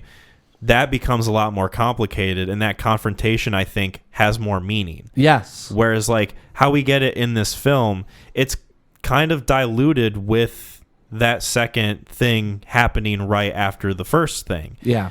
And I'm not trying to say the word rape over and over again on this podcast, right. but that's essentially what happened. It is what happened. It, I think, dilutes what could have been an effective angle on the movie. You're 100% right. I think it paints a more broader stroke on this is black and white versus kind of what are we supposed to take away from this and what's going on. And then it would have made the idea that David doesn't even find out that his wife was raped a little bit more striking, because jarring, but then also it would make more sense in that like, oh, she doesn't really want to tell him because she kind of liked how it turned out. For the Charlie guy. Yeah. Yes, exactly. Yeah. I'm trying to find the right words for this because this is a sensitive subject. It's very, it's gross. It's disturbing, and no one should ever do it. Yeah. No good, very bad, don't do it. Yes. But again, yeah, that's a solution that makes the movie more compelling, makes things make more sense, gives it some meaning. But then after that second thing happens, it's like, okay, certain character mindsets I don't entirely understand or get behind. Like it just feels like sloppy writing at that point. Yeah, no, it's like he threw it in there for like shock and awe, and then all of a sudden it's more like peck and paw. Ooh, now that's a good one. Thank you. That's another shirt. Yeah, I agree 100%. I think he uses it as like a almost like a plot device, and then it's like 100%. We just won't touch on it again. We'll just say it happened, and it kind of makes you feel a little bit more validated or vindicated with the events that occur at the end of the film. Mm-hmm. But also, it kind of is like we weren't really rooting for David, and now, I mean, I was rooting for him at that point. Not necessarily because I was like, he's a good guy. It's just like, hey, man. These guys are assholes. Yeah, stick up for yourself. Quit being a pussy. Yeah, your lady got... Yeah, exactly. You know, and that's kind of like the point of the movie. And I wouldn't even say that, like, the inclusion of the rape scene is there for shock value specifically because the movie's built up to it. Like, it kind of has that tension throughout it until it gets to that point. You didn't need a rape to feel like, hey, let's go, David, take care of your shit. You know, like, I don't think you needed that at all to... No, you don't need it, but I'm saying that the movie itself is building up to something happening. Yeah. Agreed with that. Whereas, like, if it came out of nowhere, you can just label it as, like, okay, this is just being offensive for the sake of being edgy. Yeah. Which is what a lot of people view Peck and Paw as, from what I understand. Whereas, like, at least with this, there's, like, something that it builds to, but like you said, kind of the way it goes about is just very mixed, watered down, lazy writing with missed opportunities there. I agree 100%. I think like I don't necessarily like things being divisive unless it serves a purpose. Exactly. And this one didn't feel like it really served a purpose. It potentially could have, and it could have opened up a lot of questions about that action or certain actions and leading up to the ending of the film, and still having a lot of loose ends out there for your own inferences, right? And they tied that one in a bow and a knot. They kind of just make her at the very end the screaming lady that's uncomfortable, and He's taking ownership of, I'm going to do what I got to do. And yeah. It's, I will say, a movie that I was not ever bored of. Like, I was definitely invested in the entire time because 1971, yeah. 1971, like, mostly just curious where it was going. A film like this with this type of subject matter, like we were touching on before, you really didn't see too much of in that time period. And the way that it's acted too is also helped because, I mean, Dustin Hoffman's great. Amy George is really good. Like, all the other actors and like the performances, for the most part, I think are like really believably solid. Yeah, none of them are like stilted or kind of feel like a one tune, a one trick pony. Right. Which, you kind of feel in the new version, but I'll get to that later. A little foreshadowing this there for you. This new you. one sounds so much better. It's something. Yeah. But like, most of my issues lie within that assault scene and how that's framed and how it's written. But I enjoy the buildup. I like the character dynamics. I like the setting, how it's like, and the lower quality of the movie and like how I watched it kind of helps this, but like that sort of drab, almost like European countryside cabin feel where like everything's old and everything feels like it's super antique. I really enjoy that aspect of it quite a bit. And they paint the picture of him being this, I don't know about wealthy, but they definitely give off the appearance of wealthy individual. He's definitely more academic oriented. Yeah, and to have that contrasted with all the antiques, and this is the way of the past, with his mind being the way of the future. It's the way of the future. It's the way of the future. It's the way of the future. Was a great dynamic. And it's a very interesting setting because every time that Hoffman's on the screen, like contrasted against all this old shit, you never feel like he's in the right place ever. And he's always uncomfortable. He's always like just trying to figure out how to make it a home for himself and like try to get things to work, and nothing ever does. Like, not only can he not get just comfortable, like everything just seems like it goes wrong for him. Like, he can't start the car right. He almost like gets in an accident because he tries to pass the guys. Well, that was almost any like social interaction he has. It feels like he like bungles in some way without him even fully knowing that aloof. He did. Yeah, totally aloof. Yeah, and that's just good acting on Dustin Hoffman's part. Yeah, he played the part well. He was really fantastic in it. And for being hour 45, 46 minutes, you never really get taken out of the film. Maybe at the beginning, and that might have just been me because I didn't have the captions on and that heavy British dialect was killing me. Yeah, I almost thought about putting captions on, and I think I did, but when I did, because the way YouTube captions are, it's just like one continuous stream of consciousness thing. Oh, yeah. So it's like, oh, yeah, I can't fucking follow any of this either way. So I'm just going to turn these off right now. Yeah, I was able to keep up with it, but there are times when they misspell words and you get hung up on what did they say. And then there's that like... Well, because they're like auto-generated. So like it just fills in what it thinks it heard from the video. Dude, and if they're rifling back and forth, that thing is just like on a fucking... It's like a typewriter at a courtroom. It's It's like, all right, trying to keep up with this. It's like ChatGPT and like Cleverbot having a stroke together. Yeah. Is what happens. Yeah. He does a great job in this. He's fantastic, and it definitely keeps your attention the whole time. There's a lot of tension. One of the best scenes, or one of my favorite scenes, was just let's figure out what happened to the cat. Also thought about you as soon as I saw that thing. And that made me sad. Yeah. I was like, damn. I was like, cop. I don't know how many times you see a cat get killed in a movie. Surprising amount. Oh, no. A lot of strays, like, huh? Not like horribly a ton. Just like I can think of like 3 examples just off the top of my head. Yeah. But I don't want to say them just in case you haven't seen them. Yeah, so we don't need this. But, I really appreciated, I thought it was some of the best written passive aggressiveness that you could see from a man that doesn't want to approach a situation. He's very good at playing a character who, like, you can tell underneath the surface something's building, but he's just kind of like taking shit after taking shit, and he's not really like doing anything. That's the one problem I had with it, because I was like, I don't know if it is taking shit, but I'm almost like, I feel like he's passing it off. Like, there is a little bit of stress, but he doesn't want to approach the situation. You know, maybe, and that could be how passive aggressiveness works. There's an aggressiveness portion in there.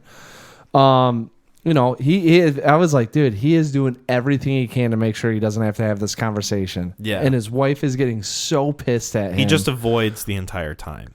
And that's really where like a lot of the problems in this movie stem from. Yes. Is that there's no confrontation until the fucking end. Right.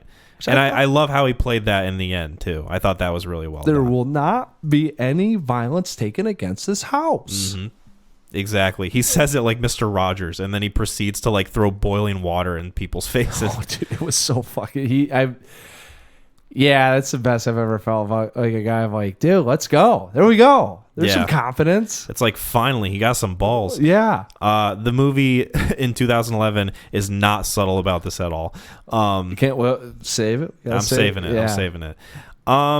So I got some notes that we can go over. Cool. Just give us something to talk about. So you said before that this is based on a book, The Siege on Treacher's Farm. I wrote the word "or" instead because I'm stupid, by Gordon Williams. I guess Peckinpah noted that the only thing that they kept in the film was the siege itself. Everything else, I guess, is pretty different and changed up. There's no encounter. I'm not entirely sure. I haven't read it. Well, I haven't read the book.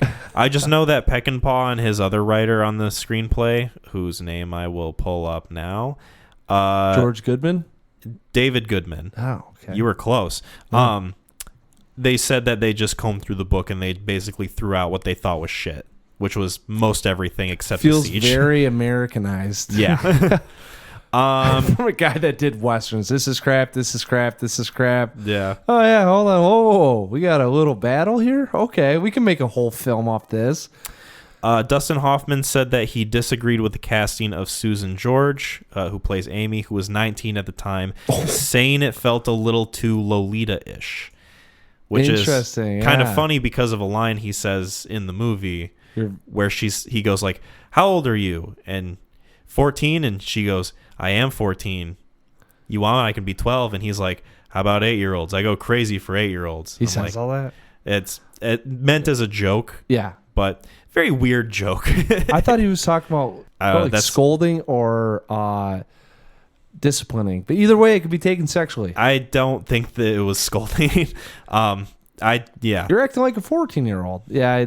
Because I remember that scene too, because I thought it was very off-putting. Well, like you can tell that they're just like on the verge of boning each other in the car when they're talking about that. They're like giving each other bedroom eyes, and I'm like, this is kind of a weird joke, but okay, Peckinpah. Yeah.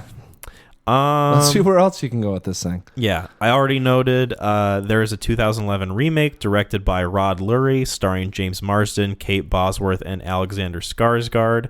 There's also a 2018 Indian film called Varathon, or Newcomer, and is a remake of Straw Dogs as well. I know nothing about that film. I have no idea if it's any good or not, but apparently that's an Indian remake. Okay. So take that how you will. Yeah, we can save the remake shit for the end, but what do we think about the kind of side B story that converges into the last act of the film with Niles and the whole town on a witch hunt? Dumb as shit. I was trying to figure out what the hell it had to do with anything going on and how it would lead into the last scene of the movie. And I understood that, like, okay, it's got some importance or whatever. It's very sweaty the way they have that coalesce with everything going on. Like, sweaty? It feels like the movie is trying too hard to get these two storylines to converge so that it makes sense for the characters to attack David's house. Like, the whole reason they're trying to get in is so that they can get this Henry Niles guy because, he was seen with this guy's daughter or whatever, like this Tom, the town drunk or whatever. Forced is a great word to describe what we had to witness. Yeah. very, very sweaty is how I would describe it. Sweaty, so yeah, I guess so. Well, we're talking about other things happening, and it's like sweaty kind of feels a little odd place with all the other events. But yeah, I know what you're saying. Well, because like you're getting scenes with this character, Henry Niles, where like clearly there's something going on developmentally there. Barely any, but like, I don't know, enough for it to be noteworthy. Like the movie wants you to think it's noteworthy because it's going to be noteworthy later. Mm-hmm. And then they're like, hey, Henry, don't fucking talk to this girl. Like, stay away. And you can tell that he's like not all there. It's kind of like a Lenny from Of Mice and Men sort of thing. Especially with what happens. Exactly. Spoiler alert, he snaps her neck on accident. Yeah. But you're like, how is this going to tie into everything going? Like, this just feels like a guy that's just around. Why are we getting this sort of like weird ancillary side thing? And then you get to it and it's like, okay, I get that that's what they're trying to use as like motivation for the people to invade David's house, but it doesn't feel natural at all. Like, it feels very forced. And here's the thing. It's like super shoehorned in. Yeah. Let's just think about it. He doesn't know his wife's been raped, and then we get the guy that just killed the chick that he's defending because he hit with his car. But they don't know that he killed the chick. Yeah, I know, but I'm saying like we as audience members do. So there's like these really weird moral implications, and what exactly are we defending, and why does this have to? That's why that whole fucking scene at the house is like awesome, but at the same time just stupid as shit. Like I don't think we need the Henry Niles aspect whatsoever. No. They wanted to get it in there for shock and awe. I mean, that's the only thing I could really think about. More like peck and paw. Hell yeah. That's times 2, baby. Yeah, Roman times new. I can't even think about what I called it. That was very sweaty. What just happened there? Oh my god. Max dripping right now. Times New Roman. What did I call it? Times erosion. Times erosion. Gotcha. I see what. Yeah, I see where you were going. Yeah. I see the dirt road on the English countryside you were driving down. Yeah, in this foggy night. Mm-hmm. Hitting a disabled man with your car. He wasn't disabled. Not with what the force he exerted. I thought it was dumb as shit. And his character had, and I didn't mean to cut you off. No, but his character had what I've heard on another podcast referred to as like convenient mental illness, where like you're not entirely sure what exactly his deal is. You just know that he is mentally ill. Yeah, that's and it just kind of serves the convenience of the story. We won't tell you what's going on with him. He's just a pervert, and he doesn't have all the bearings working. It is 1971, so at that time, kind of believable, because even PTSD, they just called it shell shock. Right. Hey, you got a little bell ringing in your head. That's okay. Like it. But I didn't like that us as audience members saw what he did, because I really have no connection with David protecting him whatsoever. Right. It doesn't satisfy me that he is now taking a stand. Now, even though we know David doesn't know, I know what happened. So as just being a judger of all these events, I would be like, private justice, thank you, Silver Bullet, is not the right way to go. But at the same token, like, where should I be necessarily feeling? And maybe that's what he's driving for. But honestly, at the end of the day, I'm like, if they get in here and grab that guy, like, I don't feel any sympathy whatsoever. Here's my idea. If they're going to force the storyline of this mentally ill man being pursued by these guys, chased into David's home, and them invading to the point where they're going to just kill everybody, how about make it so that the disabled man doesn't kill the girl? Yeah. And instead there's just like a simple misunderstanding. That way we're a little bit more sympathetic with not only the character, but David trying to protect the character. Oh, interesting. Yeah.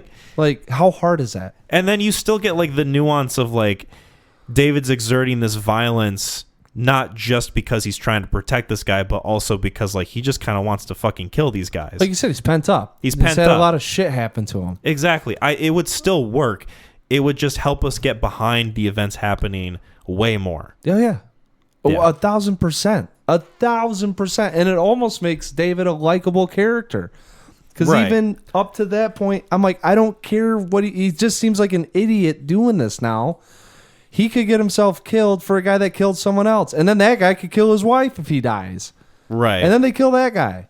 And then meanwhile, the wife is running around the whole time, like trying to fight David as he's like trying to fight the other guys off. Yeah. And I'm trying to wonder what the intention of the writing there was. She's sad it's just to make it more complicated, just to stress David out even more, to like kind of push him closer to that edge. Because if that was the goal, then sure, maybe it made it, but I don't think it was entirely believable. I took it as she was. I think the boiling point. I think everyone had reached their boiling point. Now that's a good movie. Yeah, fantastic. And we still don't know what year it came out. I was listening to that the other day, and we had a huge argument on that. We did. And even Sam, we got rolled. Yeah. We don't have to bring it up. Yeah, the people to their boiling point and wanting to kill the guy. David to his of, I'm protecting my house and I'm finally standing up for myself. And her of, I can't deal with you anymore, David, because you're a pompous asshole and I only married you because you're smart. But even then, I can't relate to you and I hate you. And I think that's kind of like why everything was just crescendoing into this like very gritty, natural, violent acts of violence. Yes. And but she annoyed the shit out of me, and I just kind of was like, the whole rape thing that happened. I'm still confused if you were into that dude or not. They're back, and you're like, I want to go with them, and so now it really confuses me as like, what exactly happened before? Are you just forgetting about this? I think Peckinpah wanted this movie to feel more complicated than it did, so then he wrote those characters to be this sort of like morally gray, kind of unsure of what they want, to sort of complicate things in a way where he thought it was going to make it more interesting, but it just turns out to be more muddied and confusing. Yep. And it just doesn't work. No, it doesn't. And that's why that ending, I really, speaking of confusing, I mean, it was like, I love where Hoffman kind of went in the whole siege. But I also hated that we had to deal with this other thing of like, I'm still thinking of this Niles guy in this house, and why the fuck do I care that he's protecting him? So it makes me like, I'm really rooting for him to stand up for himself, because I love it when guys are like, hey, I'm taking a voice. You're not getting in here. I love that, right? But I'm also like, your motives on why you're doing that feel all skewed. Yeah. Yeah. 100%. We are getting kind of close to the end of this. I will not spend a whole lot of time talking about the remake because it is worth talking about. Okay. So, kind of despite like a lot of the problems that I have with this movie, I enjoyed it overall. Watching the remake is very clear that they kind of stuck. I'm trying to describe it because they change a lot and then they don't change a lot. So they change the setting. It, instead of being in England, is now set in Mississippi. Great. And now instead of him being a mathematician, he's a mathematician. Sorry, cosmic aerospace zodiac math guy. Yeah. Mega nerd. Instead of him being about math, he's a screenwriter. Perfect. So, there's a little bit of that, like, oh, you're Mr. Hollywood, ain't you? Like, in the film. Yeah. Other than, like, the setting and his occupation, everything else is almost the exact same. They do change the rape scene in that, like, when Charlie rapes her, it's, like, she's definitely, like, way more against it the whole time. Yeah. So, like, they do change that for, I guess, the better, I'd say. But, interesting. Yeah. But everything else about the movie is so ham-fistedly obvious in the way they're presenting it. The thing I like about the original is that, at the very least, the performances are good, and the character interactions, for a good portion of it, are subtle enough to where, like, you can infer the things happening without it feeling like you're necessarily stupid. I guess my question, just so, yes, is Marsden in this unlikable, or is he unlikable enough to the sense that he's developing a character off of being unlikable by just being aloof? He is written to be, it feels like he's more unlikable than Dustin Hoffman in that, like, is it he's just kind of like, Or is it? I mean, is he still doing some subtle things that you're like? It's God, not. Dude. It's not subtle. It's okay, not so then subtle he's in any written way. to be like he's written to be unlikable. He feels like because like Dustin Hoffman feels like he's just a smart person in a dumb environment. Yeah, that's James Marsden feels like he's an unrelatable alien in a world of fifth graders who bang sticks against rocks. And that sounds awful. And like he's an unlikable person, but then like everybody else is also just like stupidly unlikable. Because like I told you about the scene where like he's sitting in his car after leaving the church during the sermon, and he's just snoring away like cartoon going like the entire time. Bright ass sun is out. He's probably getting a sunburn in the car. Yeah. And Alexander Skarsgård comes up to him with a Bible in his hand, and he's like, "Hey, listen, Mr. Sumner. I know you might come to our town and think that you're better than us, but there's no reason to believe that you're better than God." And it's like the stupidest shit. Like I told you about the scene where he goes into a bar, and the Tom equivalent from the old movie in this film is played by James Woods. And he just looks down and looks at his shoes and goes like, "What the hell kind of shoes are those?" And like they're just basic like slip-on Vans with no laces. And he's like, "Oh, they're just my shoes." And he's like, "Motherfuckers ain't got no laces, boy." Like, yeah. Why does this? Who fucking cares? Like, where is this conflict coming from? It feels like they take every source of potential conflict that James Marsden could have with any given character in this movie, and they just let it rip. I want to say that when Hoffman goes into the bar, I don't know if he's like recognized or not, but in the original, when he goes into the bar, there's a close up of his shoes. He's got the white shoes on. Yeah, and they just glance at it, and you can but they do it they glance, and then you can all of them you can tell shift their body tone, right? Yeah. Whereas in this one, it's like we're gonna take it shot for shot, but just in case you missed it, they actively tell you he's weird for having these shoes. He's got some loafers on. I think. Well, I want to say I don't. Were they white? Yeah, I always they thought were white. They weren't exactly like boat shoes like Hoffman had. They were They were just like kind of beat up Converse shoes, but without the laces. That's even dumber. Yeah, it's stupid. At least with Hoffman stuff, you can see there's a class difference. Yeah, it's idiotic. We're on the same level, so you guys understand. Anyone can wear these shoes, but he's like even weirder for not wearing laces. There's a Henry Niles equivalent in the remake. They keep that whole thing, and it's played by Dominic Purcell from Prison Break. Oh yeah, I did see. It's so bad. It is so bad. Like, you think it's bad in the remake, it is even, or you think it's bad in the original, it's even worse in the remake. No, dude, they showed a still of him, and I was like, that's who they got to play Henry Niles. And like, there's a scene where like Lenny in fucking. There's a scene where he goes up to the girl and he's like, "She's my girlfriend," and then Walton Goggins plays his brother, and he's like, no, she's not your girlfriend, and he like slaps him across the face. And then like there's another encounter where he says the same thing in front of James Woods, and he like beats the shit out of him at like a football game. Oh my god. And it's dumb. It is big dumb stupid movie. Big dumb stupid movie. Yeah. Big dumb stupid idiot film.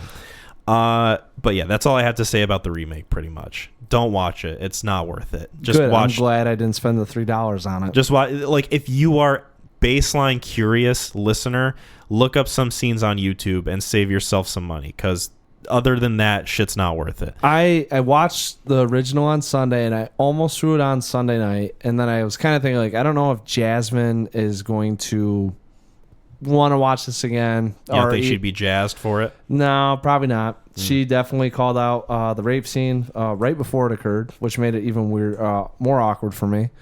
And then, I was like, I got a feeling that this is a lot of the same.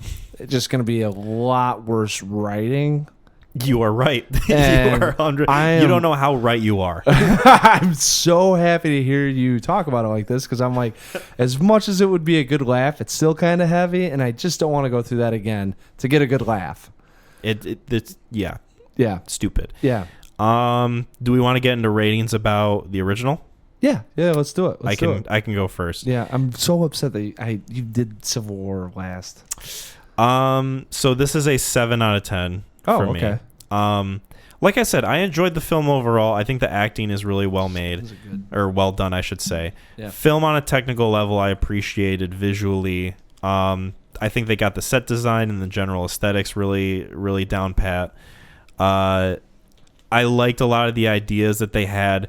A lot of them I felt were kind of poorly executed, specifically with the assault scene and with Henry Niles as a character and how they handled him.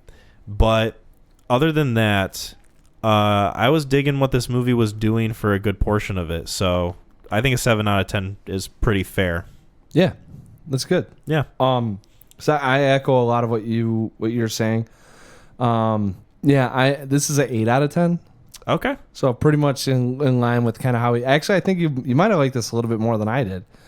The ending, some of the things that occur, but at the end of the day, technically on a technical aspect, I appreciate it. I really like the setting and the environment that this was in. Hoffman is really good in this. I don't think you can deny his performance or the performance of everyone else in the film. There's the one guy with the rats is the only guy that I was kind of like, well, that and Tom Hayden, the drunk, was a little overdone, but fit in with kind of how the film kind of felt. And it does feel to me it was a little silly until we get to the rape scene, and then I felt like it might get more serious, and it does to some certain extent, but a lot of ambiguity with how we should be feeling as audience members, especially with some heavy content like that.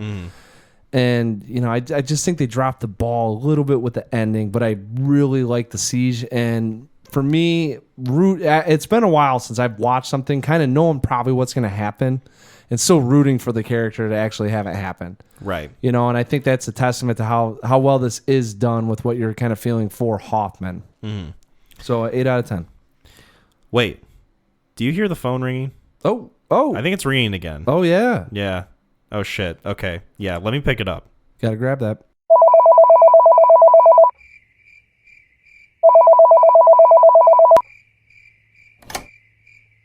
Night Call with Sam Parker. Welcome back to your boy Sam's Corner. Shout out Neon Mafia. So this week you guys are talking about Civil War. I'm a big Alex Garland fan. I absolutely love Devs and Ex Machina, and I thought Annihilation was pretty darn good. Just didn't stick the landing. But yeah, I'm super pumped for Civil War. I hope to see it soon. The dude is a genius. I can't wait to hear what you guys have to say on it. But you're also doing Straw Dogs, which really threw me off when Mackie said that, because I think I'm the only person that I know who's seen Straw Dogs, and I saw it when I was 16, and for pretty much the exact same reasons that Mackie said, a good, early 70s thriller, kind of a cult hit, and pretty much everybody recognizes the film to be one of the greatest movie posters of all time. It's directed by the great Sam Peckinpah. Sam Peckinpah is an absolute psycho. He had an eye patch. I think he was missing an eye. I'm pretty sure he had an eye patch. I can't remember if it had to have been him.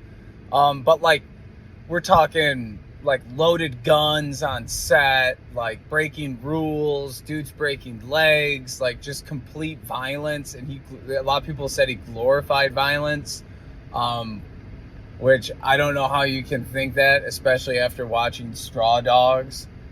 At the time too, I was a really big Dustin Hoffman fan. I had just seen, so I'm 16 years old. I had just seen The Graduate, one of my film classes, and I was at that time probably dying to see Midnight Cowboy, but I always liked Dustin Hoffman, and I still do. He's not in my top 5, but I really like him as an actor, and he always, does a really good job, and he does feel like a movie star. And so I put on Straw Dogs.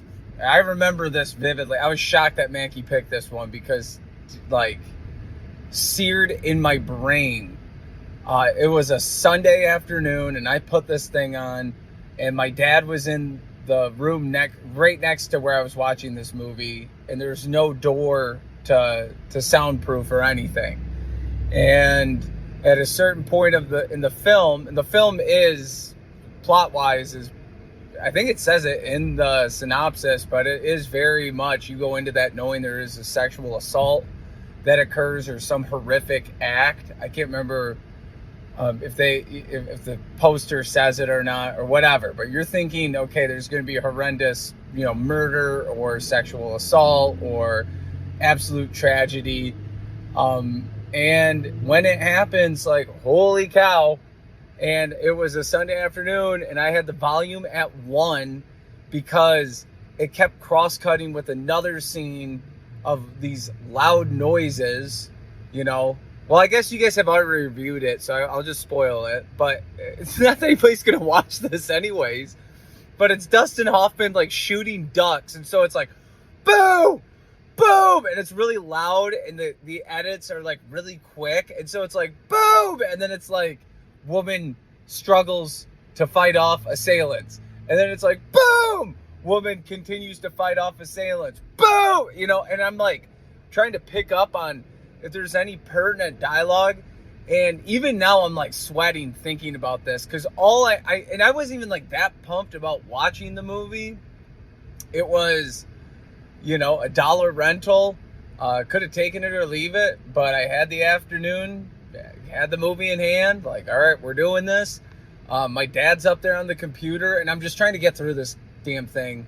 I was just absolutely mortified and sweating, because I knew if my dad came down there, he would have saw, a woman's breasts and it's just a weird, uncomfortable scene. Like, if he watched 5 seconds of it, I'd be like, what are you doing? Like, it wouldn't have been like a turn it off. It would have been like you're grounded.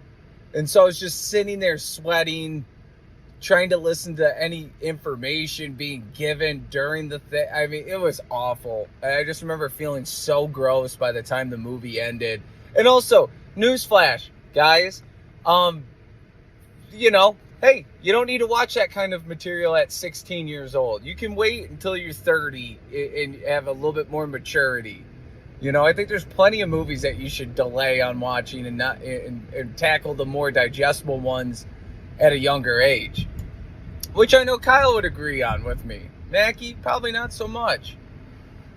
But yeah, I mean, Straw Dogs, I think it's like 7 out of 10. Like, quality old school film, but that scene in that moment will like always mortify me, because I just associate it with like I'm about to get grounded or some sort of movie privileges removed, which would have been the worst thing ever. And then I can't rate Civil War, but I will rate my excitement for it. And Dune 2 is probably 9 out of 10. So Civil War is, it's right there. I would say 8 or 9 out of 10. Probably 9 out of 10. I think 10 out of 10 means like no matter what I'm doing, I have to go see it in theaters. That would be like your Oppenheimer or Batman, and then this is, I'm willing to pay $20 to watch it on VOD. Just tough to get to a movie theater up here. Anyways, love you guys. Thanks for catching up in the corner. All right. Speaking of peck and paw, I can peck and paw at your mind during this game of reviewing reviews. It sucks because I know that there's some bad. It's just gonna hurt me to hear Civil War's bad reviews. Yeah, I included some of those. Mm-hmm. But you just got to figure out which one's which. So, yeah.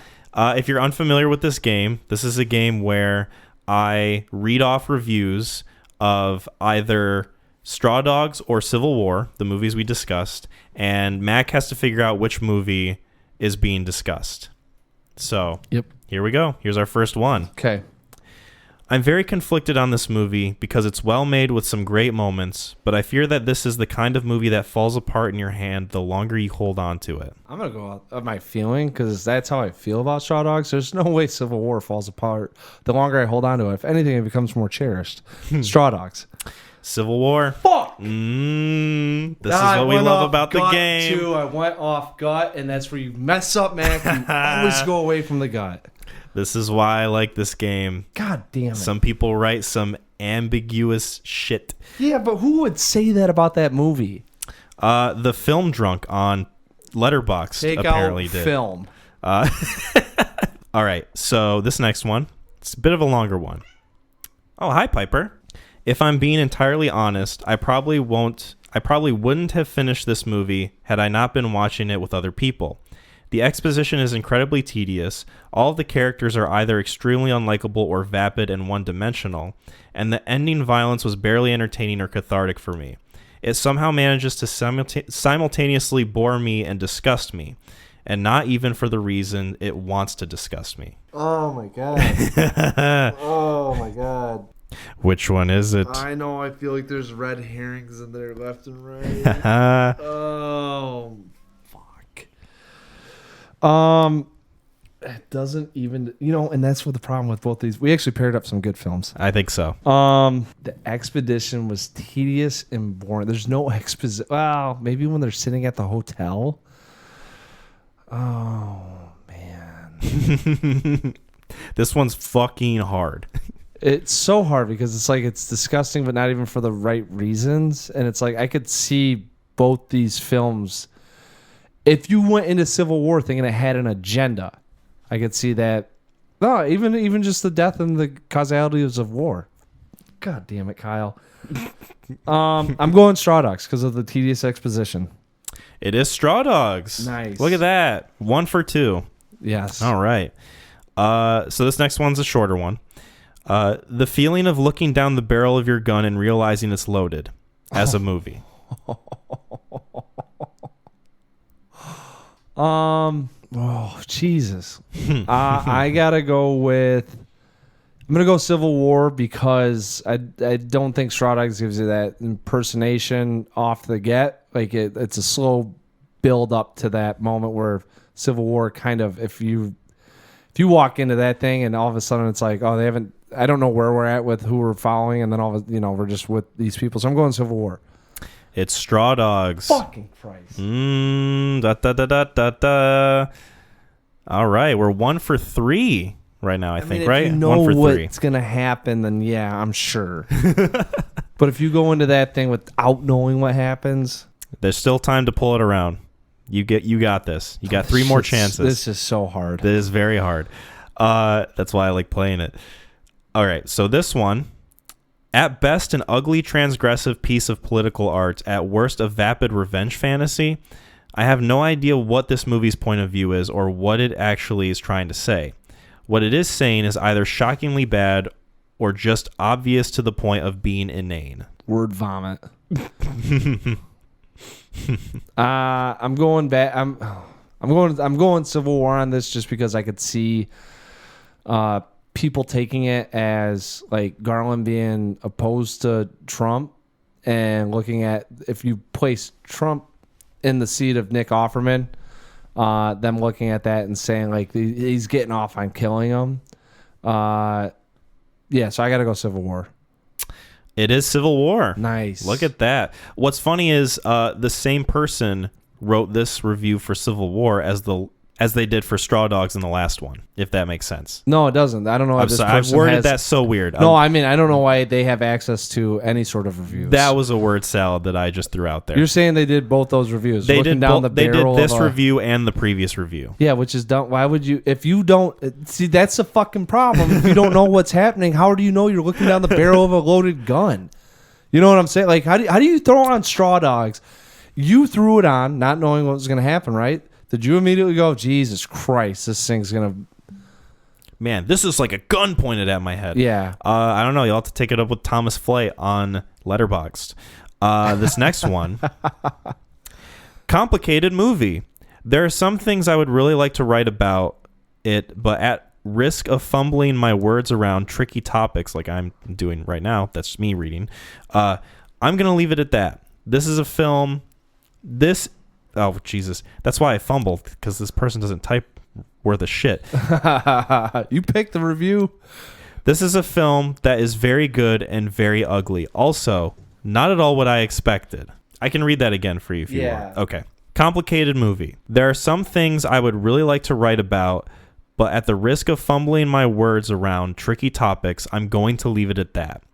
This is a film that is very good and very ugly. Also, not at all what I expected. This is tough because I think it could be said about both films, which is why you pick them. And this is to get me in the black. This is a big one. Have I always been on the good side of these things, or last time I don't know what? I think the best you've done is you've gotten 3 out of 6. I'll give you a little bit of insight into this game. I always pick 6. Oh, you do? Yep. Oh, why? Why not 5? Just so I can get to even? Yeah, why not? All right. I think 6 is a good number. It's our game. Exactly. I am going to say that one is Straw Dogs. You're right. Boom. It is Straw Dogs. I think is that 3 and 5? Yes. Yeah. So That's what I'm saying. you could come out real positive on this next That's one. what I'm trying to. I got to get the ledger. I got to put it back to black. All right, this is the last one. Weak dialogue and character development. I saw this with 3 friends and they all loved it, but I couldn't get past the corny dialogue and the character development didn't make sense at all. Well, I'm saying, I guess, because these guys could just throw on Straw Dogs on YouTube and watch it with their 3 pals. Corny dialogue and no character. I feel like there's a red herring because we talked about how well the characters were, but I could also see them saying that about the Straw Dogs characters. I don't know. Are they developed in Straw Dogs? I feel like would say at least one is kind of. Hoffman. Yeah. Yeah, kind of gets to his. Okay. I'm going Civil War. It is Civil War. Nice. Look at that. New record, 4 out of 6. Yes. Look at that. Good job. Thank you for playing my dumb little game. I love reading those. And as always. the way when we started talking about both the films, I was like, wow, we actually kind of not a pretty good pairing, I think. I thought so too. I really enjoyed both those conversations. Nice. And the game. Yeah. Thank you for playing, Mac. And thank you for sitting there while I decide on what film I'm going to recommend. Yeehaw. So, question for you. Okay. I got 2 choices that I'm bouncing between. All right. Neither movie I've seen, but are you in the mood for something serious that could potentially be really good, or something serious that could potentially be really stupid? Ooh. You know what? I'm going to lean on the potentially stupid. Oh, boy. Just because, and this could be the wrong way to go, but these 2 films were actually good topics, and we didn't get to rant much. We waxed them both. I mean, a little bit on Straw Dogs, but I'm saying if something goes from, man, that's awesome, to being dumb as shit, there's a lot of commentary that we get to have. And those are some of my favorite episodes when we can make a movie better. Okay. So that's the one I'm going with then. This is a 2007 American thriller film directed by Joel Schumacher. Stars a comedic actor that is not in very many dramatic roles, Jim Carrey. The number 23? It's the number 23. Interesting. I've not seen this either. Really? No. Oh, fresh viewing for the both of us. This is one that Gideon has told me about, and I think he's even showed me a trailer for it, just as a way to kind of make fun of it.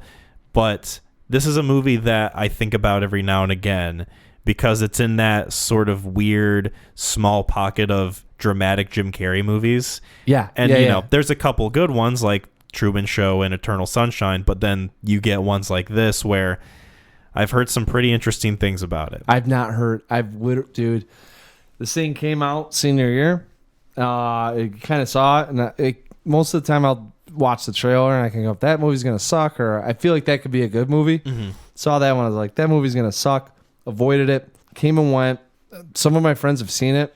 I don't think I ever really talked about it.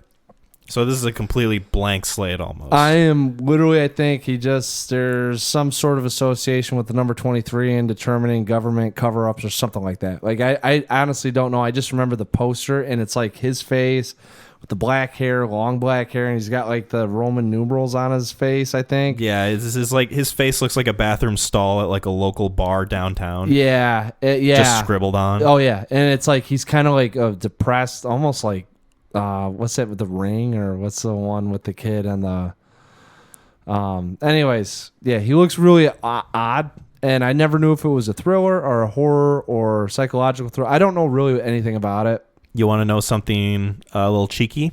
This is Joel Schumacher's 23rd film. Jesus Christ. Uh-huh. I'll have to keep that in mind while I'm watching it. Mm-hmm. All right, cool. And then we can figure out... This is his Beau is Afraid. We can figure out a movie to pair with this. Is there anything that's coming to mind? Psychological thriller or thriller? Or just something new or like whatever? Like maybe we can pair... 12 Angry Men. Keep the number thing going. Have you ever seen 12 Angry Men? I have. I liked it. Okay.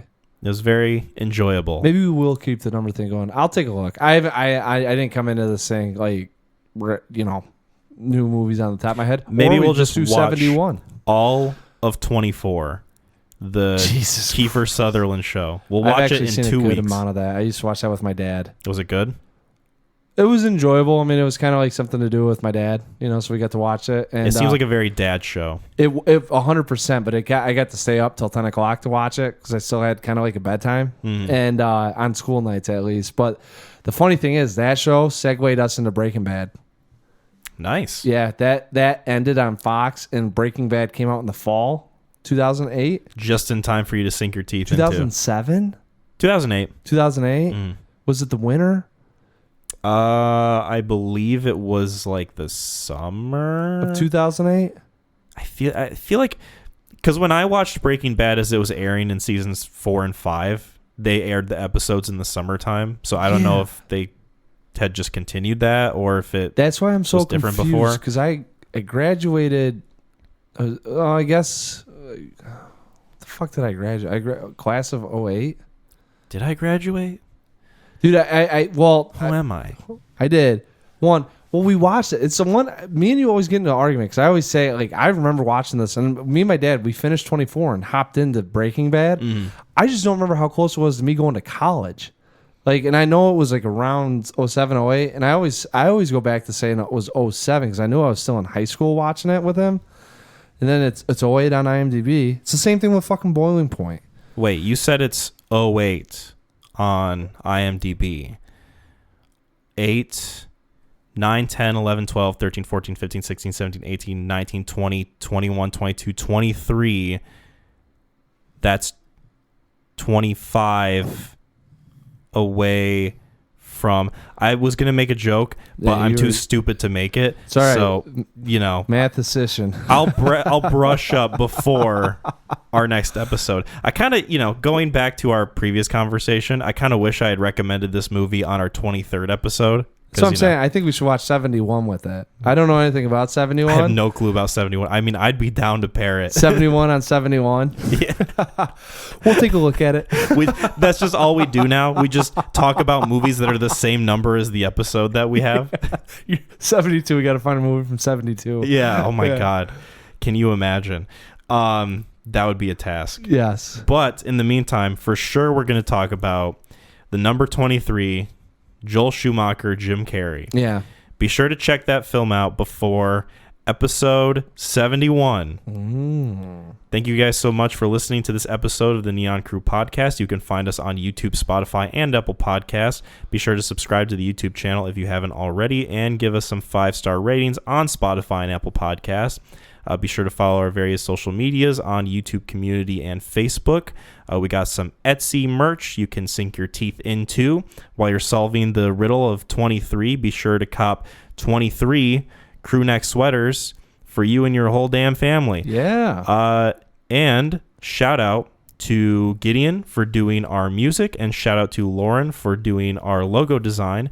You can find links to their various pages below in the description. McClain, what do we say at the end of this long, dusty 23-mile stretch of road.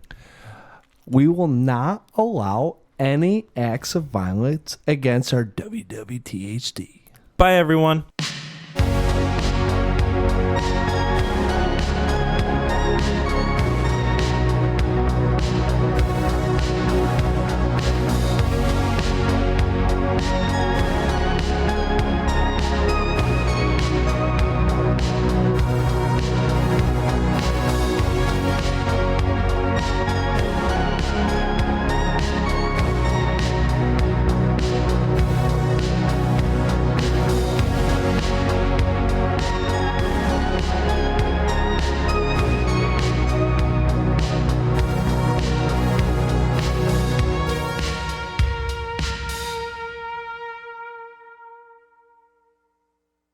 Ah!